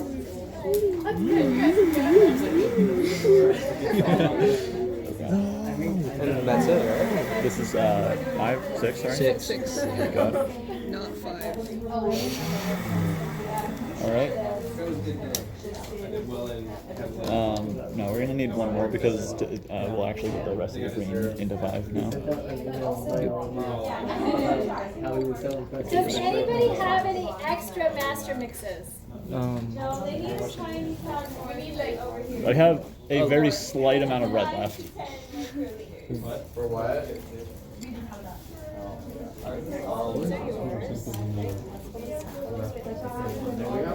Where are you heading it to? You can hold it. I almost dropped the last one. Fuck you. Probably gonna need. I can't trust Josh still. What about me? What? Well, we're gonna have to go with a little bit less. Man, I feel like I'm just like getting bullied. You are. I need to call the bully busters. We have a bit of extra. We have a tiny bit of extra red as well. We have a little bit too. A very like drop. How much does this stuff cost? That one's red. I don't remember exactly how much. There. What's the next part? Place them in the thermocycler when instructed. Nuh-uh. I'm just kidding. That's not it. We now need to transfer. Let's see here. TA, teacher's assistant. That's the adding the DNA. Wait a minute. Yeah, wait, hold on. We don't have the DNA, do we? That was. That's the control and. Oh wait, did I? Oh, okay, I added the. Okay. Yeah. Okay, so I did them in reverse. So we're. Maybe I should have done. I think it should be okay. Alright, time to answer the questions. No, we do need to mix them. So I think that's what it said, right? Add 20 control M1 and pipe up and down to mix. Discard to. So we shouldn't mix these guys. Just like. No, to mix Well- it, I think we just like flick it a bit, right? Well, it's actually you mix it with your pipette, but we don't want to use didn't, small yeah. of these, do we? Let's just flick it. Here. I was with my uncle. I don't know if shaking it is actually gonna do it. Yeah, I don't think shaking it's a good idea. Well, it wasn't even moving when I was shaking it. I feel like that's not We even mix them all. It's not like moving. Wait, we're not eating like his lesbian friend? skill issue. I'm gonna warm it up. No, wait. that's nice, but it's a No. What are you guys talking about? There, it is now mixing. a lesbian bar. Make sure we don't wipe out the numbers. Because this one is 2, and This is there's one. nothing on it. This one is 5. This is one. I can tell by the 1 on the top. Yes. I can tell by the 5 on the side. There's nothing on this one. Yo, number 4 should be extra green. Should 2, right? Yeah. And then we start talking about AU. There. You like my 2? Yeah, there's 2. Alright, yeah, I guess we just wait now. How long does the oceanology class last? 4 days. It's only 4 days? And then the 4 to 5 days, and then the trip. Yeah. If we get assigned homework on the first day, I'm gonna like actually kill myself. Sucks to suck. But we're gonna walk in and there's gonna be a lab on the first day. And if you don't finish it, it's Should we let her know that we're If you don't finish it, the teacher beats you for that. No. Yeah. Might as well.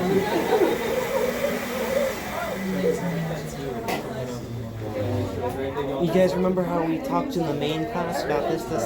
Well, we're gonna go over this now. Well, it's a hybrid class, so It's a hybrid class? technically, yeah. But he doesn't actually have an online lecture, it's just detached online notes. Are you gonna come in or not? I'm gonna come in every week. Yeah. I am too scared to not come Make sure in they're all every marked well. Okay. Because we can already put them in there. It just I'm won't gonna start. have to ask my dad to like pick me up since the bus don't run now. 6 should probably have something on the top. Should have Here, hold Shoots it. your eye out. So you're gonna like fart or something. I'm gonna. Like, I wouldn't do I that. saw videos on like all like the big events that happen. Bio-rad. Oh wait, Biological it's radiation. too wet. Biological. Okay, I don't want to do this anymore. I don't want to do this What are you anymore. doing? 6. Oh wait, hold on. Hear me out. Well, that's what the 6 is for. Well, yeah, I But drew no, it there's on. gonna That's be the other second people time at the I same drew time. it on. We have to not just have a 6. We have to have a marking to know it's ours. Alright. And we should draw another 6 because that 6 on the side is very not good. 2. Alright, well you guys do that. I'm gonna go. Why is this marker so bad? It's because they're wet, Nev.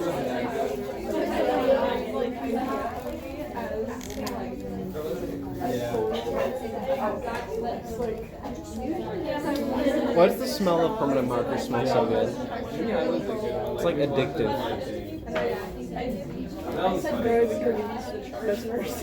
Because There. So you go perfect. 6 and big upside down shell. Should I get more ice? I thought you drew it on 6. No. Do you think I should I get... would not put a swastika on. It's the symbol of peace. You know, I I'm saw... aware until it developed a new meaning. Sharon was like straight up drawing a swastika by accident in class the other day. Oh yeah? I like pointed that to him, you know, that looks awfully like a swastika. And then people ask Dude, okay. Thank you. Sorry. I was like, wait, I just unplugged. It's not like leaving it up for like 30 seconds is the end of the Are we gonna throw these out when we're done with them? I think we're done right now. Gonna keep them and make an X. These are sharp, not gonna lie. Kind of. Well, sharper than you would think. Alright, so guys, it looks like we just need a little bit of time to Chemicals on my. troubleshoot. Are you doing right? Guys, more family.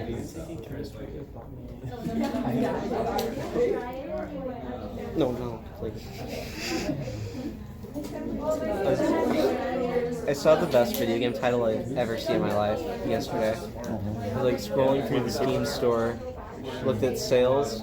First thing I see was like Furry Shades of Grey 2. Bro. 2. Where's the first one? I don't know if there's a first, but God, I laughed so hard at that. Like, that is creative. You can steer more on the emotional side.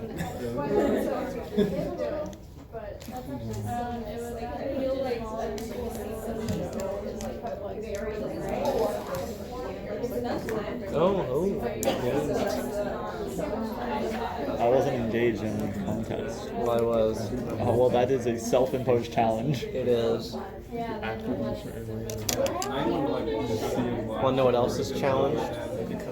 You. Me mentally. You physically. Dude, some of the people I see in Walmart makes me look like a supermodel. It is Start to feel bad at scary yourself how when you go people come out of shopping.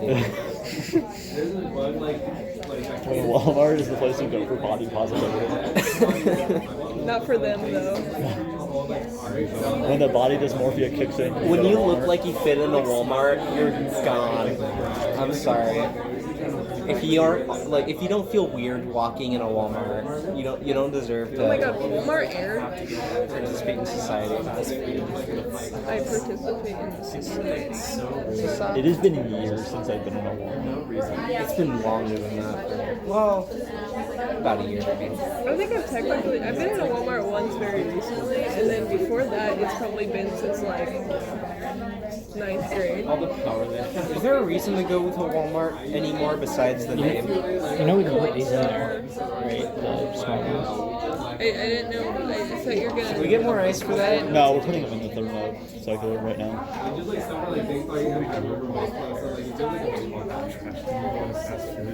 Oh, good one.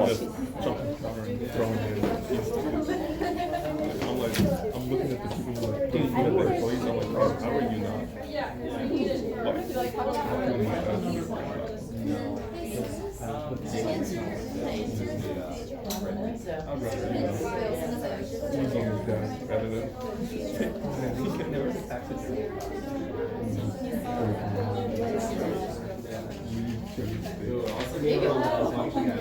Hey guys, well, if you're done setting yours up, it's really good to like work together as a team to answer those. Just quick note, when you do that part where you're doing the, like, it's just a lot of letters, A's, B's, D's, and C's. It's a long sequence, and you're doing the complement to that sequence. You're going to be doing your primers onto that. And if you want to just kind of wait on that one, or at least when you write out the complement, make sure there's space in between where you're writing your letters, so you can add primers into it. And it'll make more sense. It'll make more sense to do it that way. But some of us are still troubleshooting.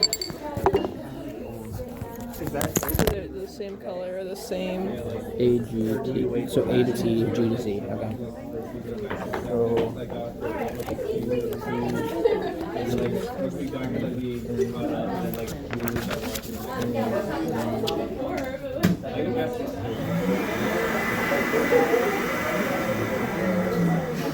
God damn. This one's almost all T's. She said to leave space in between them. 12. Just say before you do like a kill myself. T, G to C. T, C, T, T, T, T, C, C, T, T, C, C, A, C, C, G, A, G, G, A, T, G, T, T, T, A, C, G, G, T, A, G, T, A. Fuck, that's a T. C, G, C, T, A. I'm gonna kill myself. T, Oh my fucking god. So go ahead and keep your sample on ice. Yes. Yes. We gotta. I'm dumb, and we weren't supposed to put it in the machine. Oh. Okay. It's okay. It's okay. But it'll be fine. You just probably should just like grab them and put them on ice. Alright. Which I'm pretty sure the only ones that are there are In the back, yours. in the back right are ours. Okay. T, T, C, C, I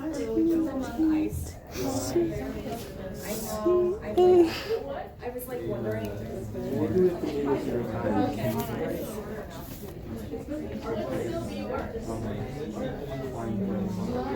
All right, who needs more red?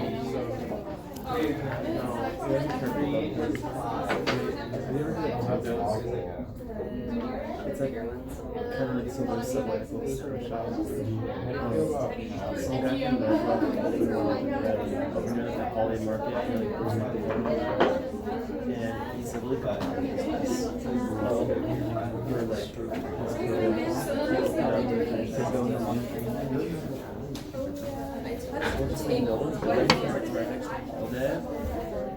I'm gonna kill myself so fucking bad.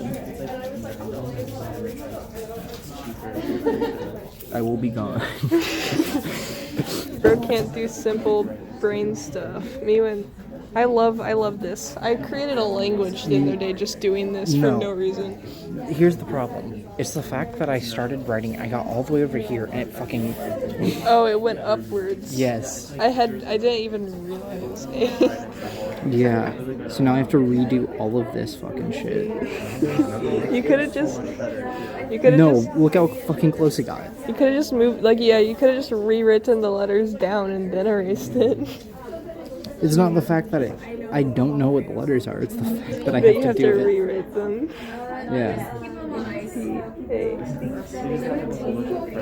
T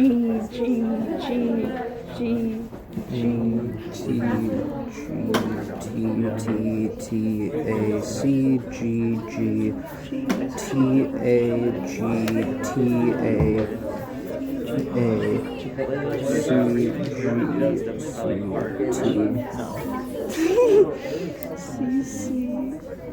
Cece? Cece?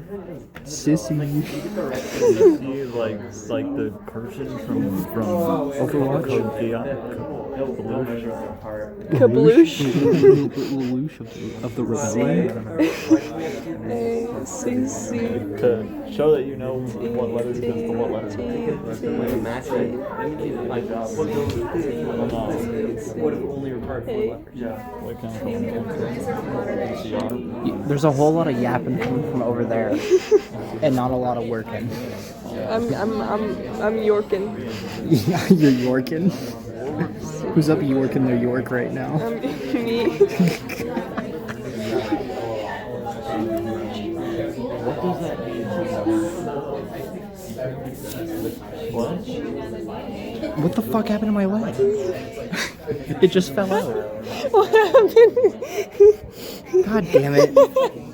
I'm going to actually fucking. Write it along the bottom of the write it against the. We're not finishing the lab today, right? Probably not. Alright. So, JD, hear me out. There. Now I can't see what's written. You can't. So I'll fucking do it like this. There. As long as I have lines. Right below the line. No, I'm writing on the line. Write your letters so that they're in the middle of the line. T G C A. Yep, there. Fuck me. I'm doing it now.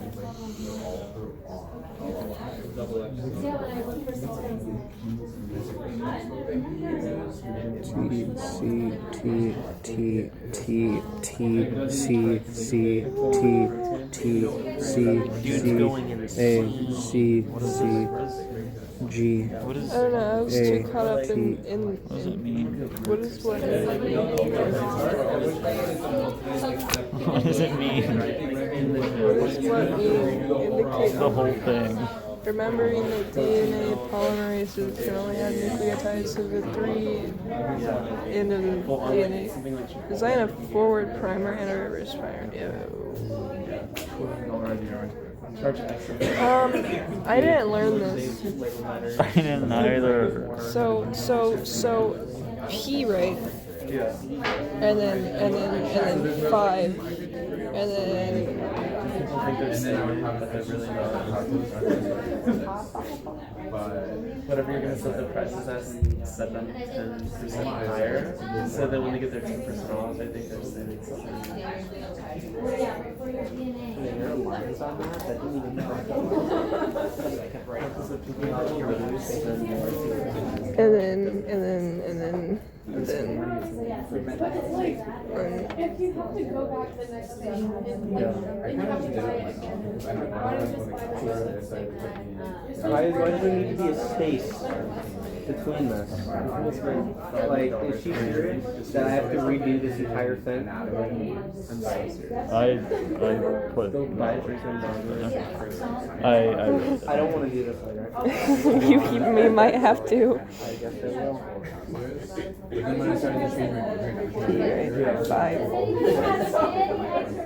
4, 3, 2. So. You guys just need the red one. Go ahead and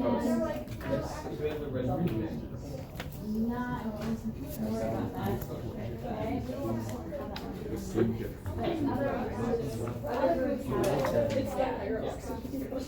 Okay. What is it? Or 16. Yeah,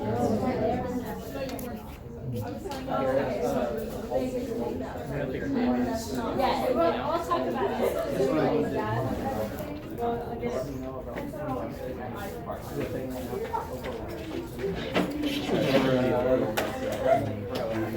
I really could care less. Isn't Rainbow Six Siege actually having a good season? I went here with no knowledge. Oh, well, apparently it's like breaking its fire apart now.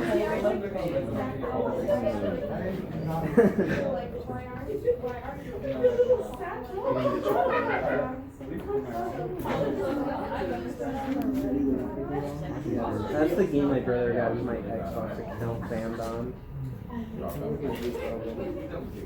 Yeah, I can do my own account after that. Really No more sharing. Yeah. Is it really well put together? I don't know how he through chat. Not like voice chat, but like text chat. It was like a very, it was like, you know, to take care of very low. Yeah, I guess if you're thinking of the And then you got your, one time I played literally my character. I got expelled from my first high school because I got classes. And so then I ended up here, and I was like, well, hopefully, maybe college. That's even fire alarms. But now that my head is good. What's the song? Never. Yeah. The drill.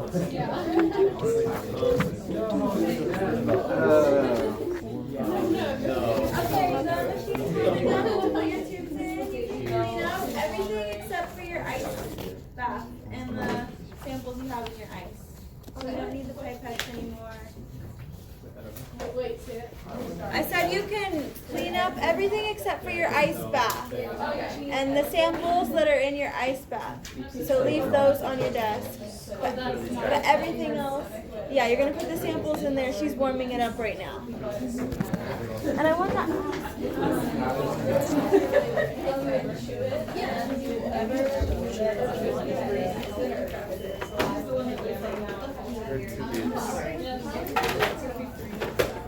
That would make me feel. Trash can? So we put this back. Yes,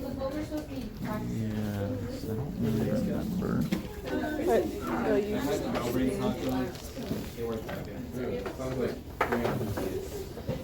Wait, what type of taco? Oh, I had those ones. I liked them, but like someone at the dinner made it awkward, so I couldn't eat them anymore.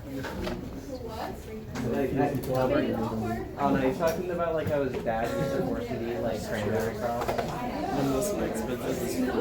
Yeah, it was weird.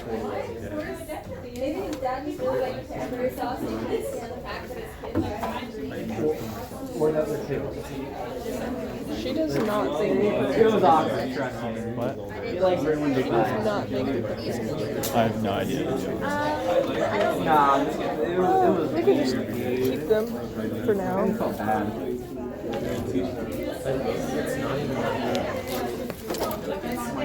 Alright, so the thermal cycler is ready now for us to put our samples in there.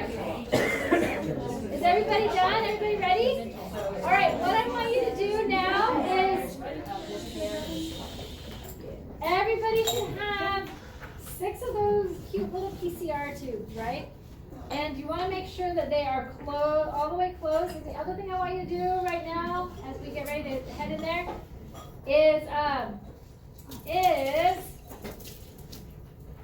make sure you look at those little test tubes that there's not a big air bubble at the bottom. That's pretty common to happen. And if that happens, like where are you guys? So here, look, there is a little bubble there. So what you can do, first of all, you want to make sure the lids are nice and closed, because if they're open a little bit, the sample will just dehydrate. The DNA will can still hang out there, but just kind of do a light tapping to get all the sample. Like sometimes the samples get up in the lid or on the side. You want everything down at the bottom without a big bubble in the way to make sure that's where the temperature is going to be changing, is right around that bottom part. So you want to make sure that's nice and, I mean it heats up at the top too, but mostly around that. So get that down there. And then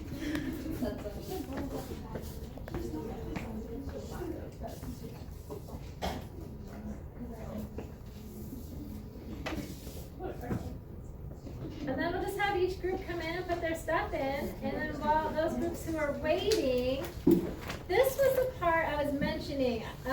Examine the 150 base pair promoter sequence below. So you're going to be doing the complement, adding the complement here, but it's going to be 3', right? 3', and then A, T, C, T, T, T, and so forth all the way. Unless you've done it in pen already, I recommend that you leave some space in the middle in order to be able to write in the primer sequences. So the primer sequences, the forward and reverse, I'm not giving you primer sequences. What you do at this point is, this is 150 base pairs long. you're selecting a 100 base pair length of that 150 that you want to make copies of.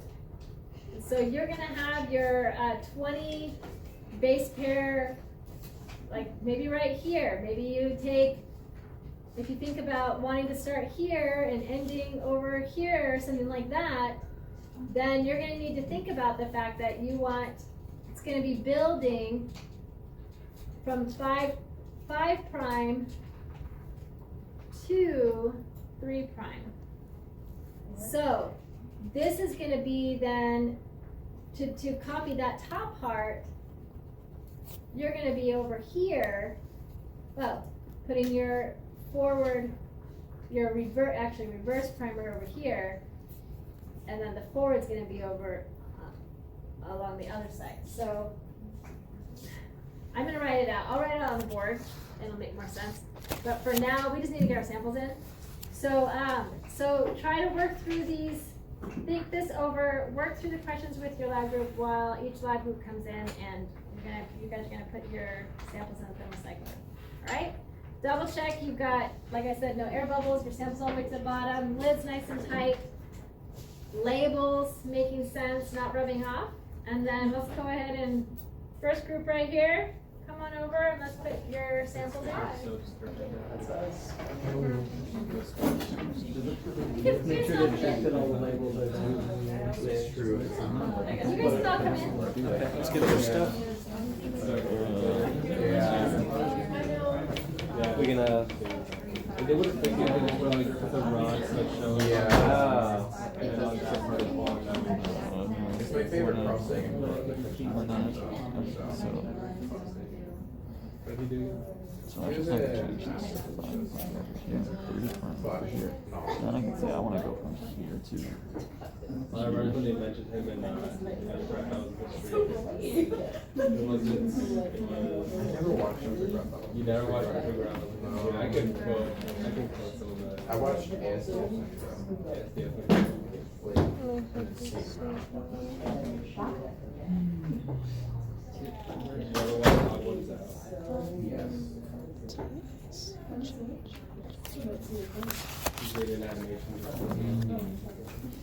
Harold story.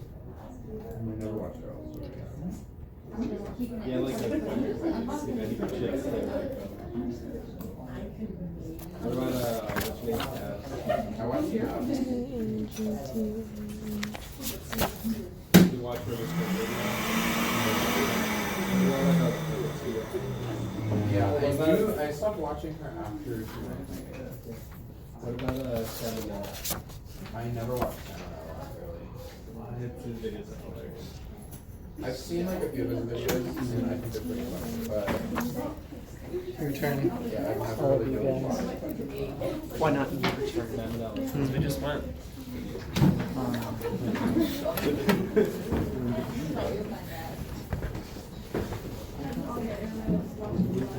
Why are we trusting Josh with that? Because he grabbed it. You grabbed it, yeah. I How know. would you not grab it? That's what we're talking about. This is like So we heat them up and then we do. Are we doing Oh, I in the bag. Are we doing the electrophoresis part there? I wish. I thought we were, but apparently we're not. So. I think it's on have to go overnight. Thursday. So it takes like a few hours at least. It takes a while. So it takes a while for the collaboration to do this thing. You understand these at this stage? Really? Who was the opening act? This is the latest classic. She had a concert, I think it was in Australia, like Sabrina Carpenter. And she played like some Today. I feel like I'll be burnt out for our classes. Before I had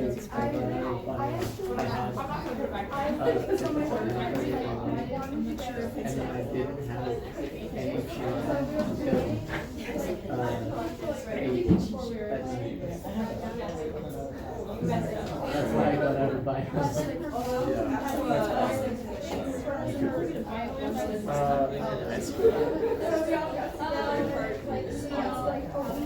need to catch up.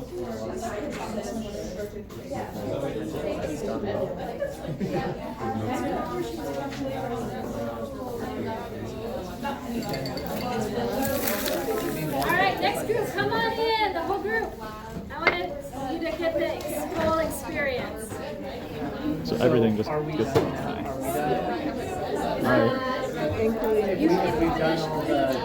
put this over there. We can. What do we do with these? I guess I'll just pour this out.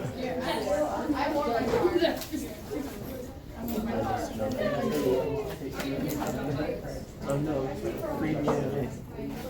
You could become a plant, maybe.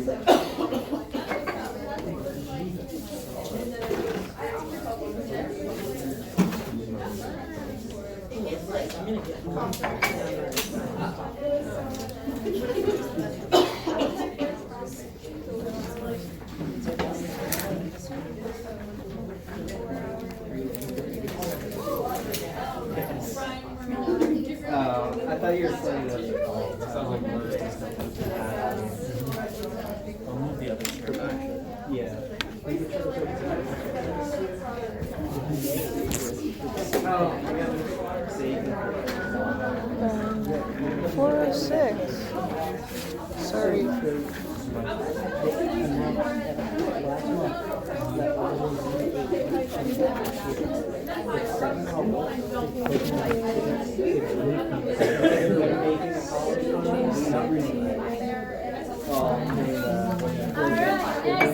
Next group. And did you guys want to see? I forgot to show you on the screen.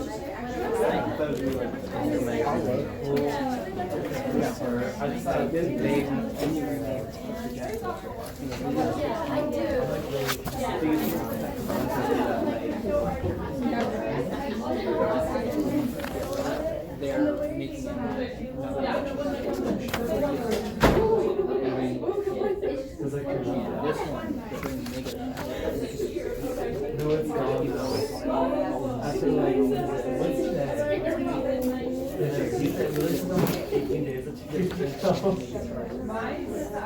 And we're going to New Jersey.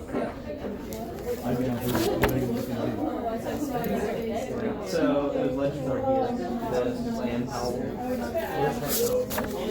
Legend Arceus, then Paolo, and now Legend of the Edge.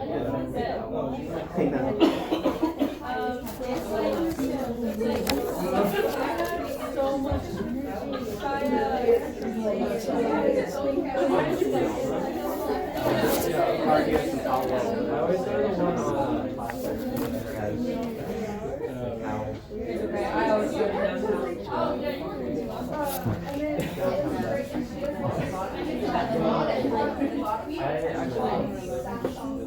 finally picking up.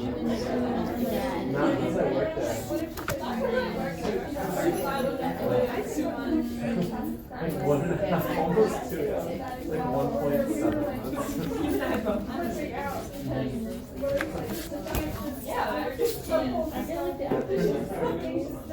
You guys know they can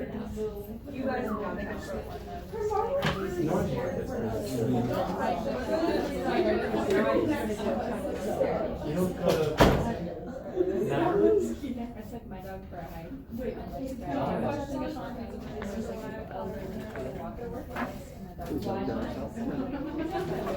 Plus, it'd be so boring to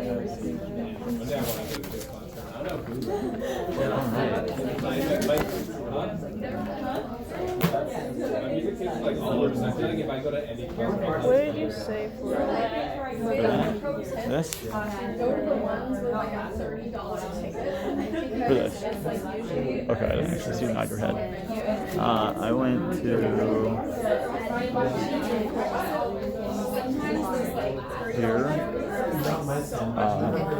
PCRs, tools, all that is required are ones DNA template, DNA polymerase, DNA primer, base pairs. And I forgot buffers. So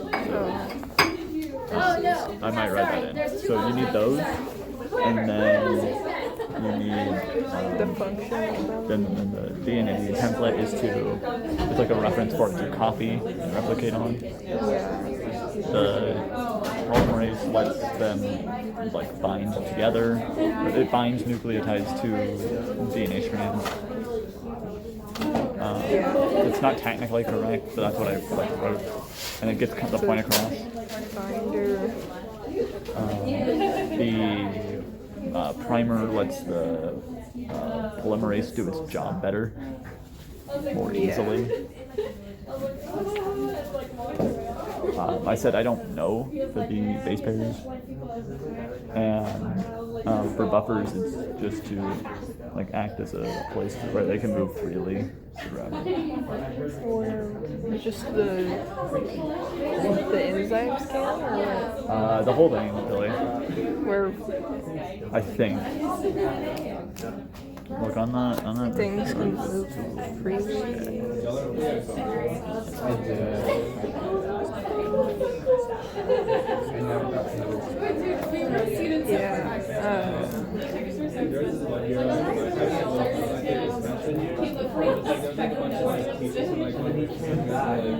Have you emptied it?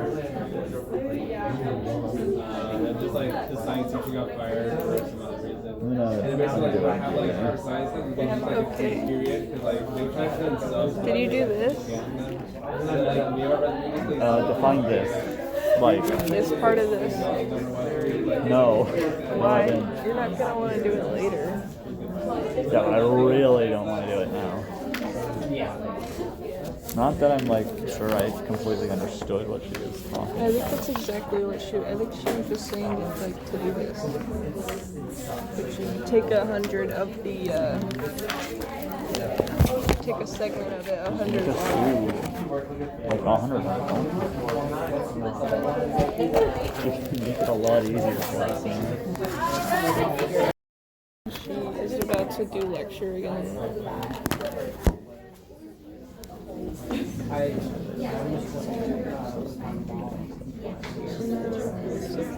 always say that our grade was first, but that was because they already had to really like everything. But they don't stop. They don't stop. Since sixth grade, like we always had a teacher that just Everyone, my dad, we can got both to broke up one of with the them, teachers so I'm never ever going to going go there. I feel like it's like a curse. You can at least go along. Yeah, go look. That's just sad. Yeah, go for friends. I mean, the friendship can Someone just break. made a sound that sounded like a duck.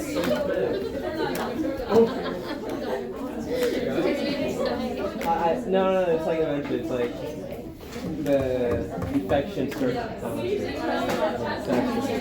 like they talk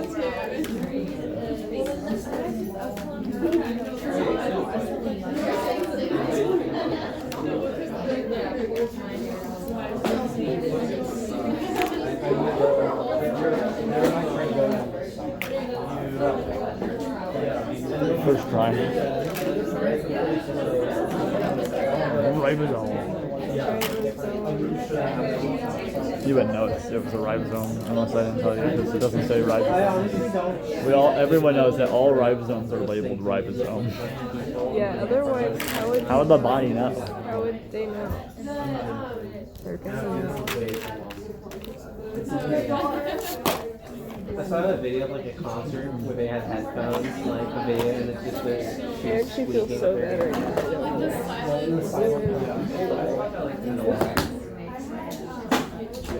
So you see, I told you my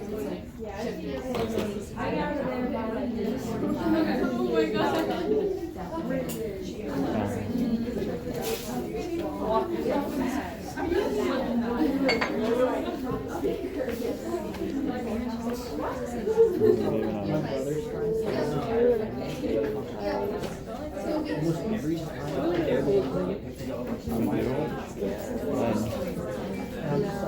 Why? Maybe I should just go. I don't need to do that. No.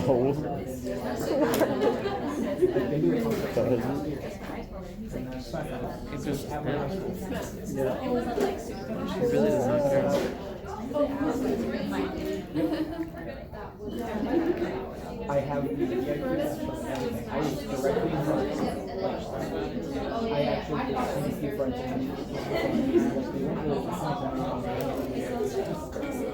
What was the lead singer's name of the band? I don't know. All I know is that there was only one of the. It's not that necessary.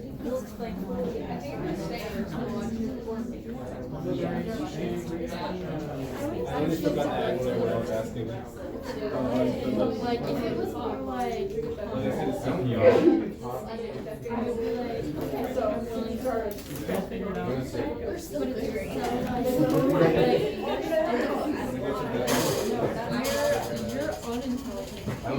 I'm just glad the Beatles are no longer at nice. I hate them. That's what I'm saying. Okay. Listen to electronic sound and tell Pointing me at that is me. Have you even listened to the album? You can throw more. Electronic sound. Electronic sound or whatever. I'll play you a snippet. do you want to get tired? Even like near Just do not like this on the back of the have no reason. First of all, you're out of the way of everything. Okay. Not for me, or I'd never take that road actually. But it's like 4 minutes away from my house. Like, It's also I like can't take barely that road. different from work. Yeah. I've gone there once. Yeah. In like the past. Okay, from George Harrison. Not that often, but enough that it understands the Rebel? Do you get Rebel? over ice. So good.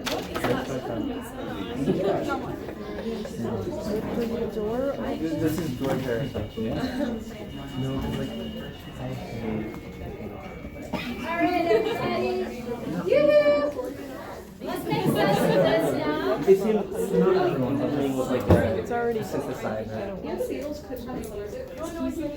Which is why a lot of that Alright, everybody look over here. One of those. Okay, so if I am making, this is just a little practice part of what you're doing in the lab. So if I'm doing the complement of this, you guys tell me what I should do. Alright, I can't write that fast. A. Alright. C. G. T. C. G. A. T. T. A. G. Great. Alright, what should I put for the prime here? 3. 3 prime. 5 prime. Alright, so DNA polymerase builds 5 prime to 3 prime. It actually builds like the first nucleotide.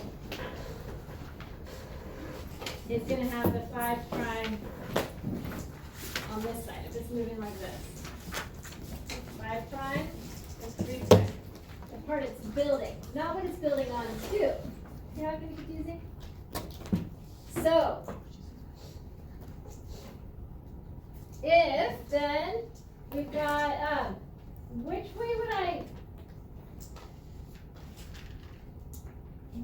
if I want to build, well, I don't want to give it away. I'm trying to figure out a way to ask this without giving away the answer. All right, let's come up with 2, we're doing miniature size here, 4 base pair long primers. And actually, I need to do longer, huh? 1, 2, 3, 4, 5, 6, 7, 8, 9, 10, 11, 12. So let's just do a 2 base pair long primer. And I'm wanting you to think about a 5 base pair length that we're trying to copy and target, that we're targeting, okay? So, did I say 5 base pairs? Let's just say right here, 1, 2, 3, 4, 5. Okay. All right, so we want that section. 5 base pairs. Okay?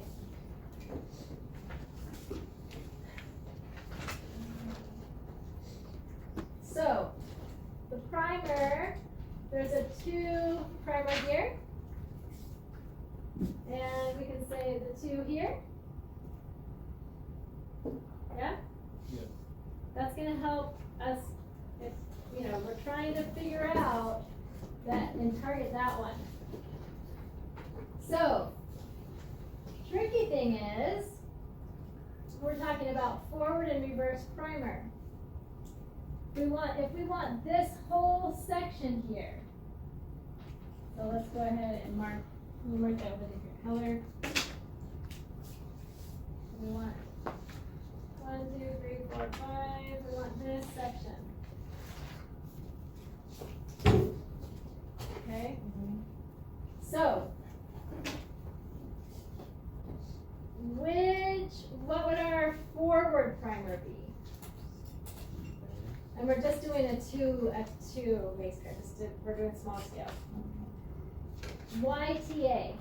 Because it's 5 times 3 times on the top strand. All right.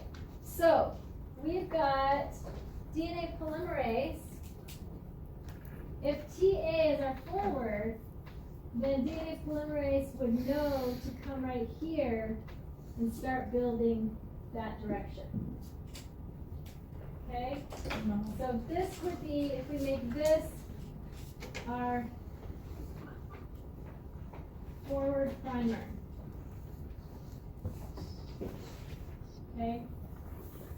DNA polymerase will know to come in and work that way. So, because again, this new section that's built here is going to be what? G, C, A, G, C. You guys see that?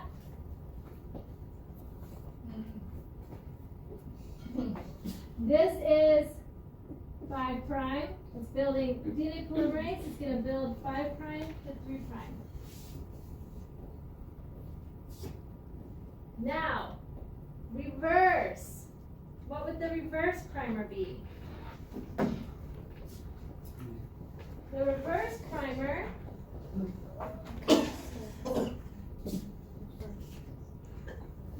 we're going to be building this way. So, this, during denaturation, the DNA is going to open up, right? So that's happened. It's open.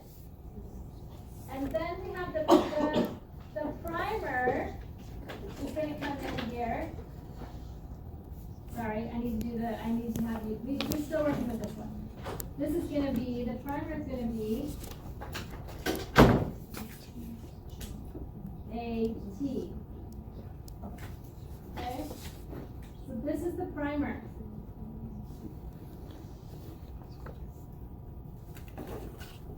Because it's going to match on with this TA and let DNA polymerase know to start building this way.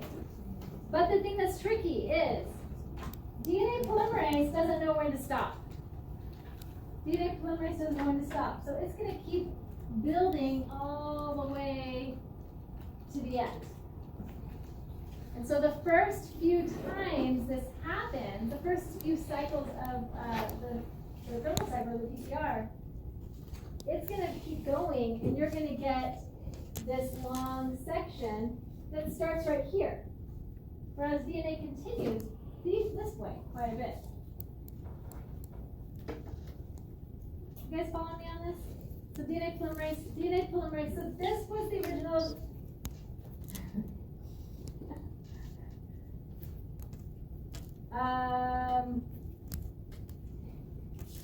I'm seeing on some blank stairs. All right. So I just mimicked one of these sides. Okay.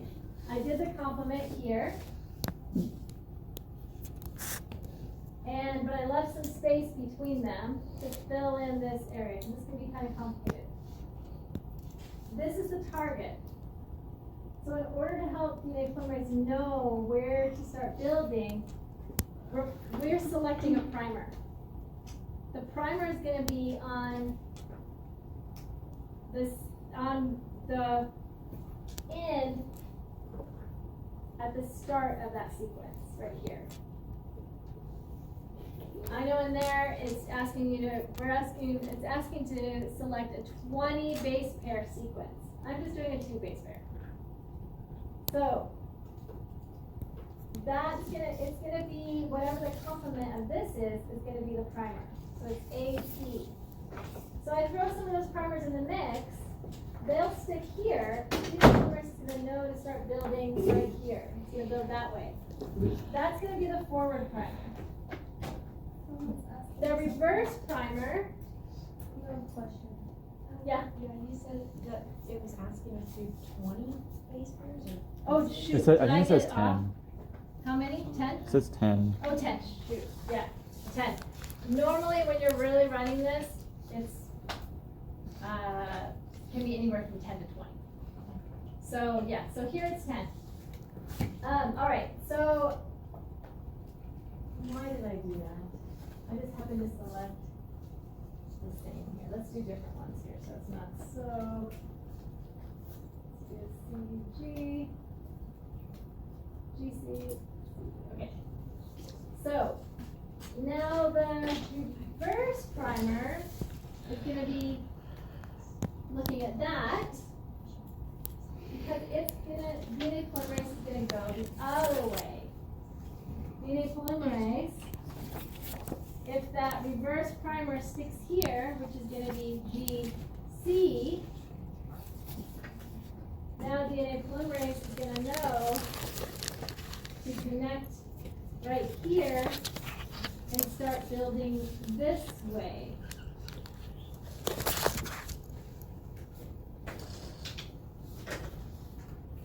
And so you're going to have now C, G, T, C, G.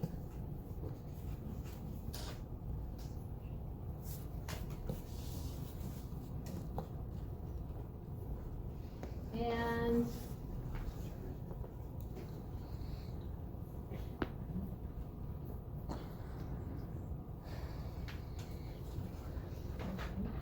so depending on, you might see it written out different ways. Let's see if there's a better one here. So here we have forward and reverse. So here's the original DNA strand. Right here. It opened up. You have the forward primer right here connecting. A new strand's going to be built here. And the reverse primer here. So you have that amplification occurring because the primer is attached and DNA polymerase is building. Either way. So what you're the number that you're going to come up, or the primer that you're going to come up with should be on around the section that you want.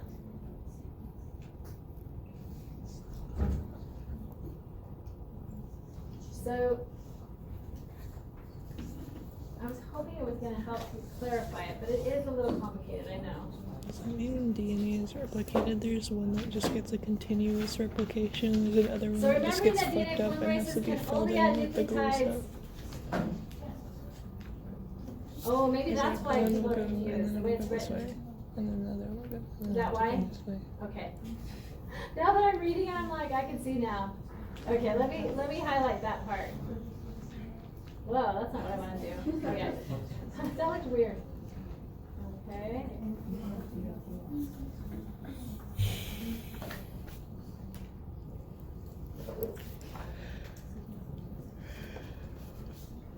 So right here, everybody.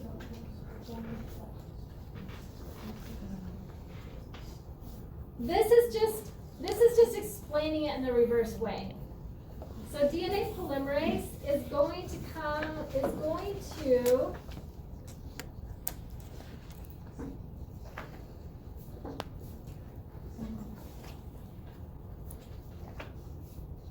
DNA polymerase is going to add only one works in building from its 5' the new strand's 5' to the 3'. But it's building onto the 3' side of the old strand. And I apologize that it's described that way in the question. I can see how that can be confusing.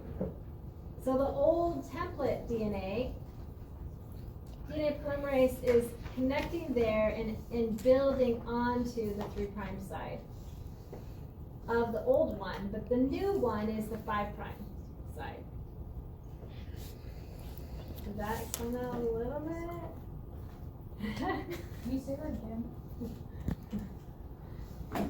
So, maybe, let me go back to, all right, this one, maybe this one will be easier to see. All right, there's DNA polymerase. It's building the new strand, 5' to 3'. See that? 5' to 3'.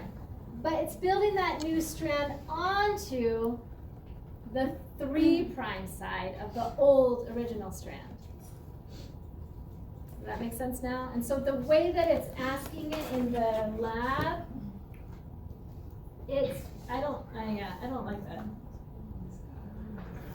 Because it's like remembering that DNA polymerases can only add nucleotides to the 3' end of DNA of onto the old strand. Amplify a target sequence of the DNA that has 100 base pairs. Write the sequence of the primers below with their 3' and 5' ends indicated. Also indicate on the sequence above which strand they are complementary to or will anneal to.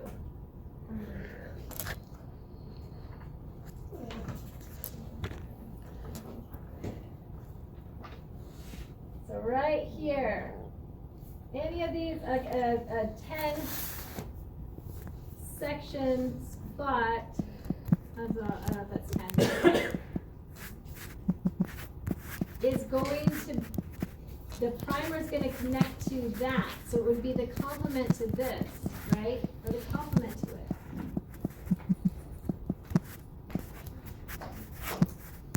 Let's see. Did anyone, have you write it down yet? Let's see how it's going.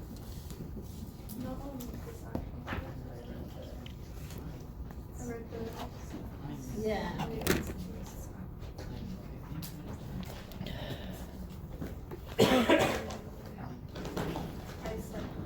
What?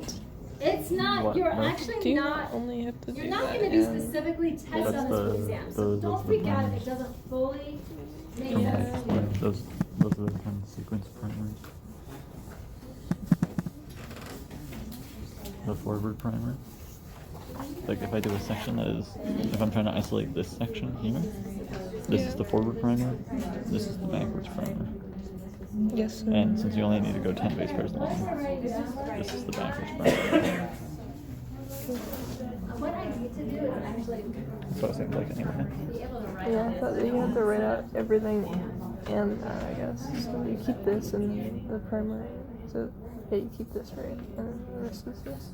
Or is it the backwards? You keep this. You know what I'm going to Writes do? the primers I'm on going to set up, 3. I'll set up So- before next time. So going this way, I'll actually this will be your take primer, this. and going this way.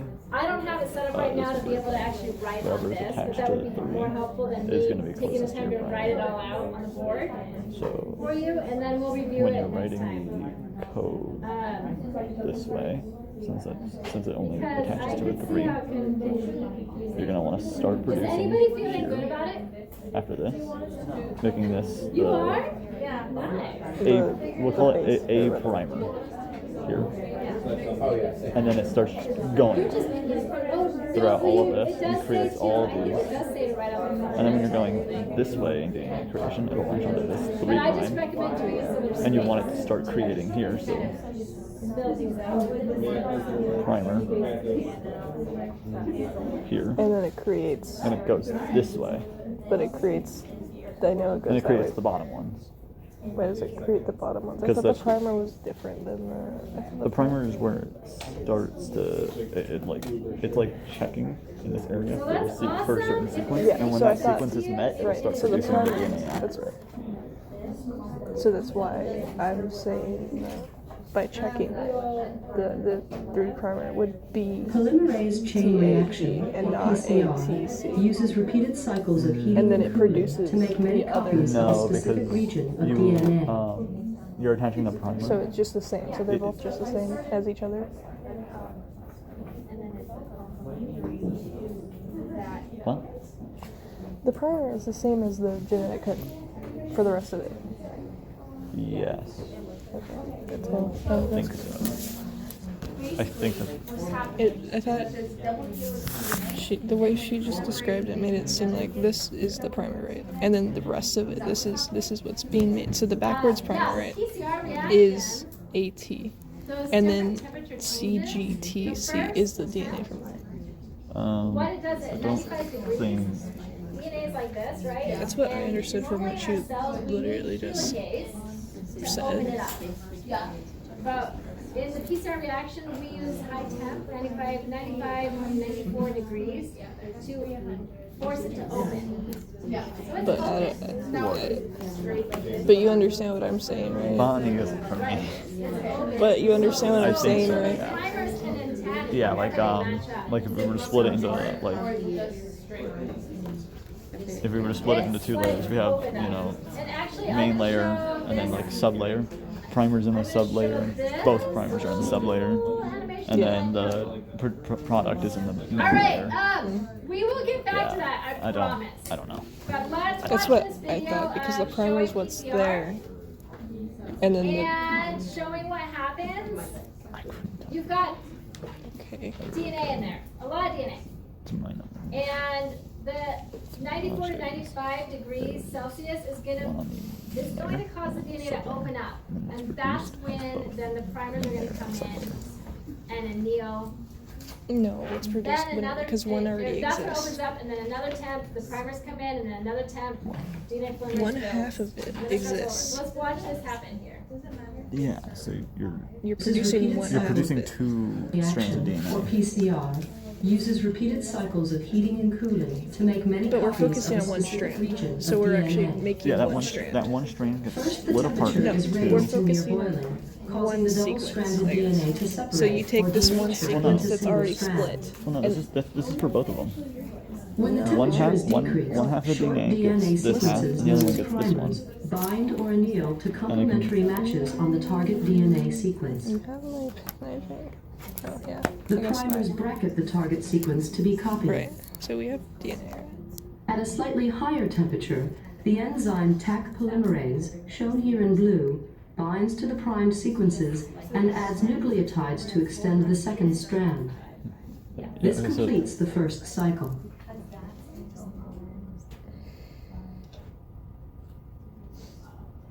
In subsequent cycles, the process of denaturing, annealing, and extending are repeated to make additional DNA copies.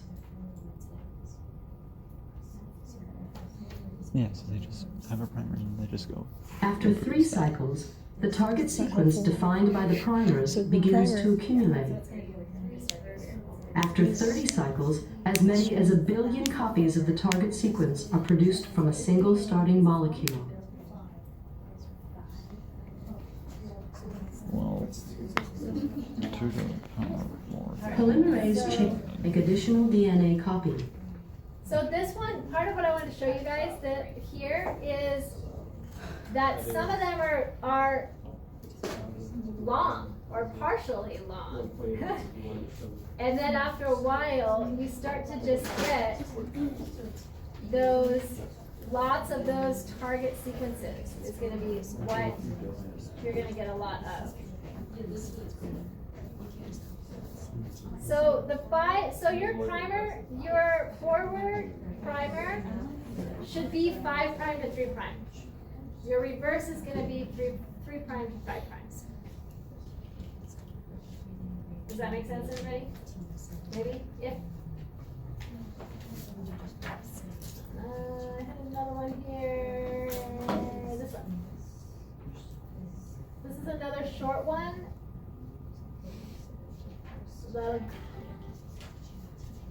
I never thought as a pediatrician that I would be at all useful in a war. Sorry. My name is Seema Jelani. I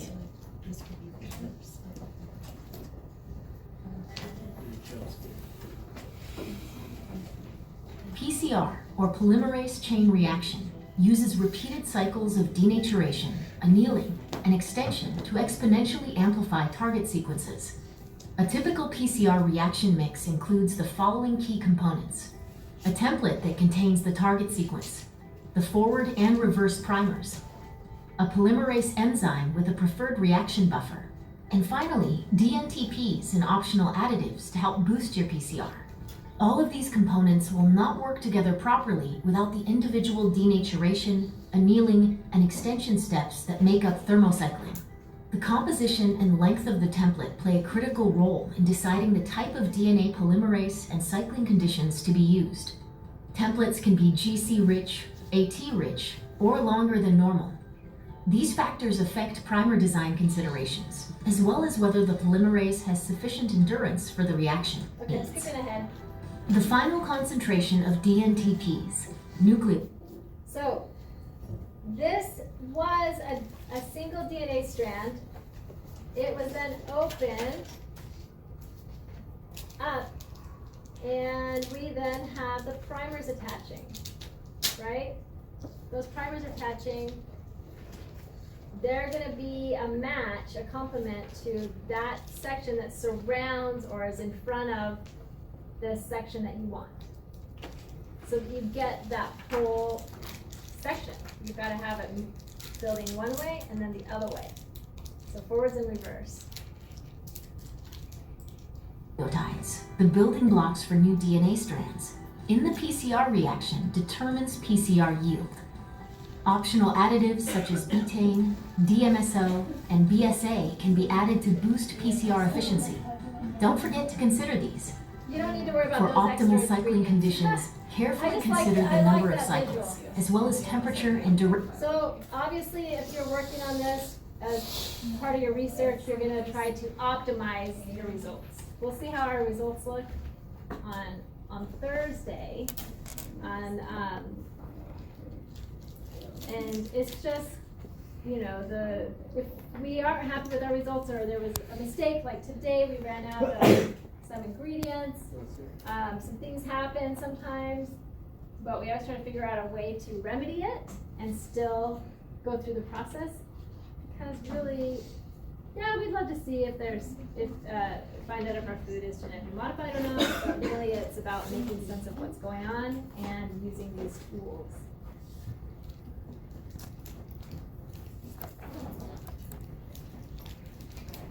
Hey, did you have a question?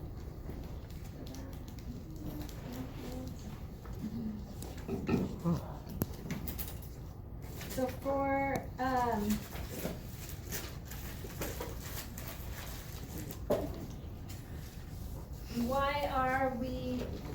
why would anybody even want to genetically modify something? Make it better. To make it better. Do something cool. Karen has shared some really cool stuff that he's found in relation to glowing items, and we'll be talking more about that. But really, we are looking for a result we want, like some sort of, glowing, or something that's more drought tolerant, something that's more nutrient rich.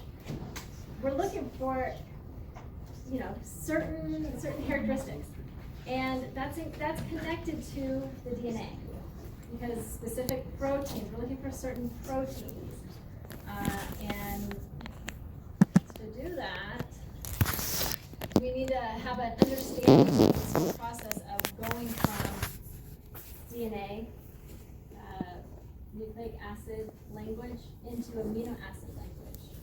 And so we've talked about DNA replication. We've set it up to do it in a test tube. It's going on right now as we speak. It's happening in our cells right now as we speak. And then this is also happening.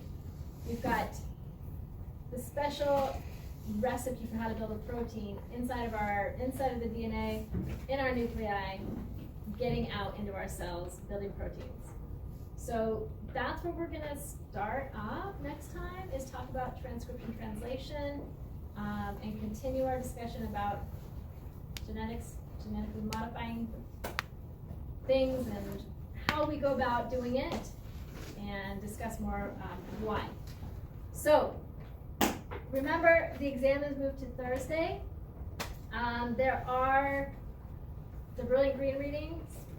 I guess the summary and answering those, asking questions, coming up with all that. That assignment is due tonight. There's also Labster. Let's do tonight. And there is also a film that's opening up. So this film is called Future Food. It's awesome. It's going to go over a lot of what we're discussing between today and next time. And it gets really kind of political. I don't know, Sarah, what do you think? Yeah, it definitely does. So, folks, this film, I'm going to open it up and I'm going to have it run till Tuesday. If you're able to watch it by Thursday, that's awesome. We're going to be discussing it. And, but we can also discuss it a little more on Tuesday. Anyways, it's an awesome film in understanding the issues behind genetically modifying organisms and some of the history there and some of the debates. And it might be included in the debate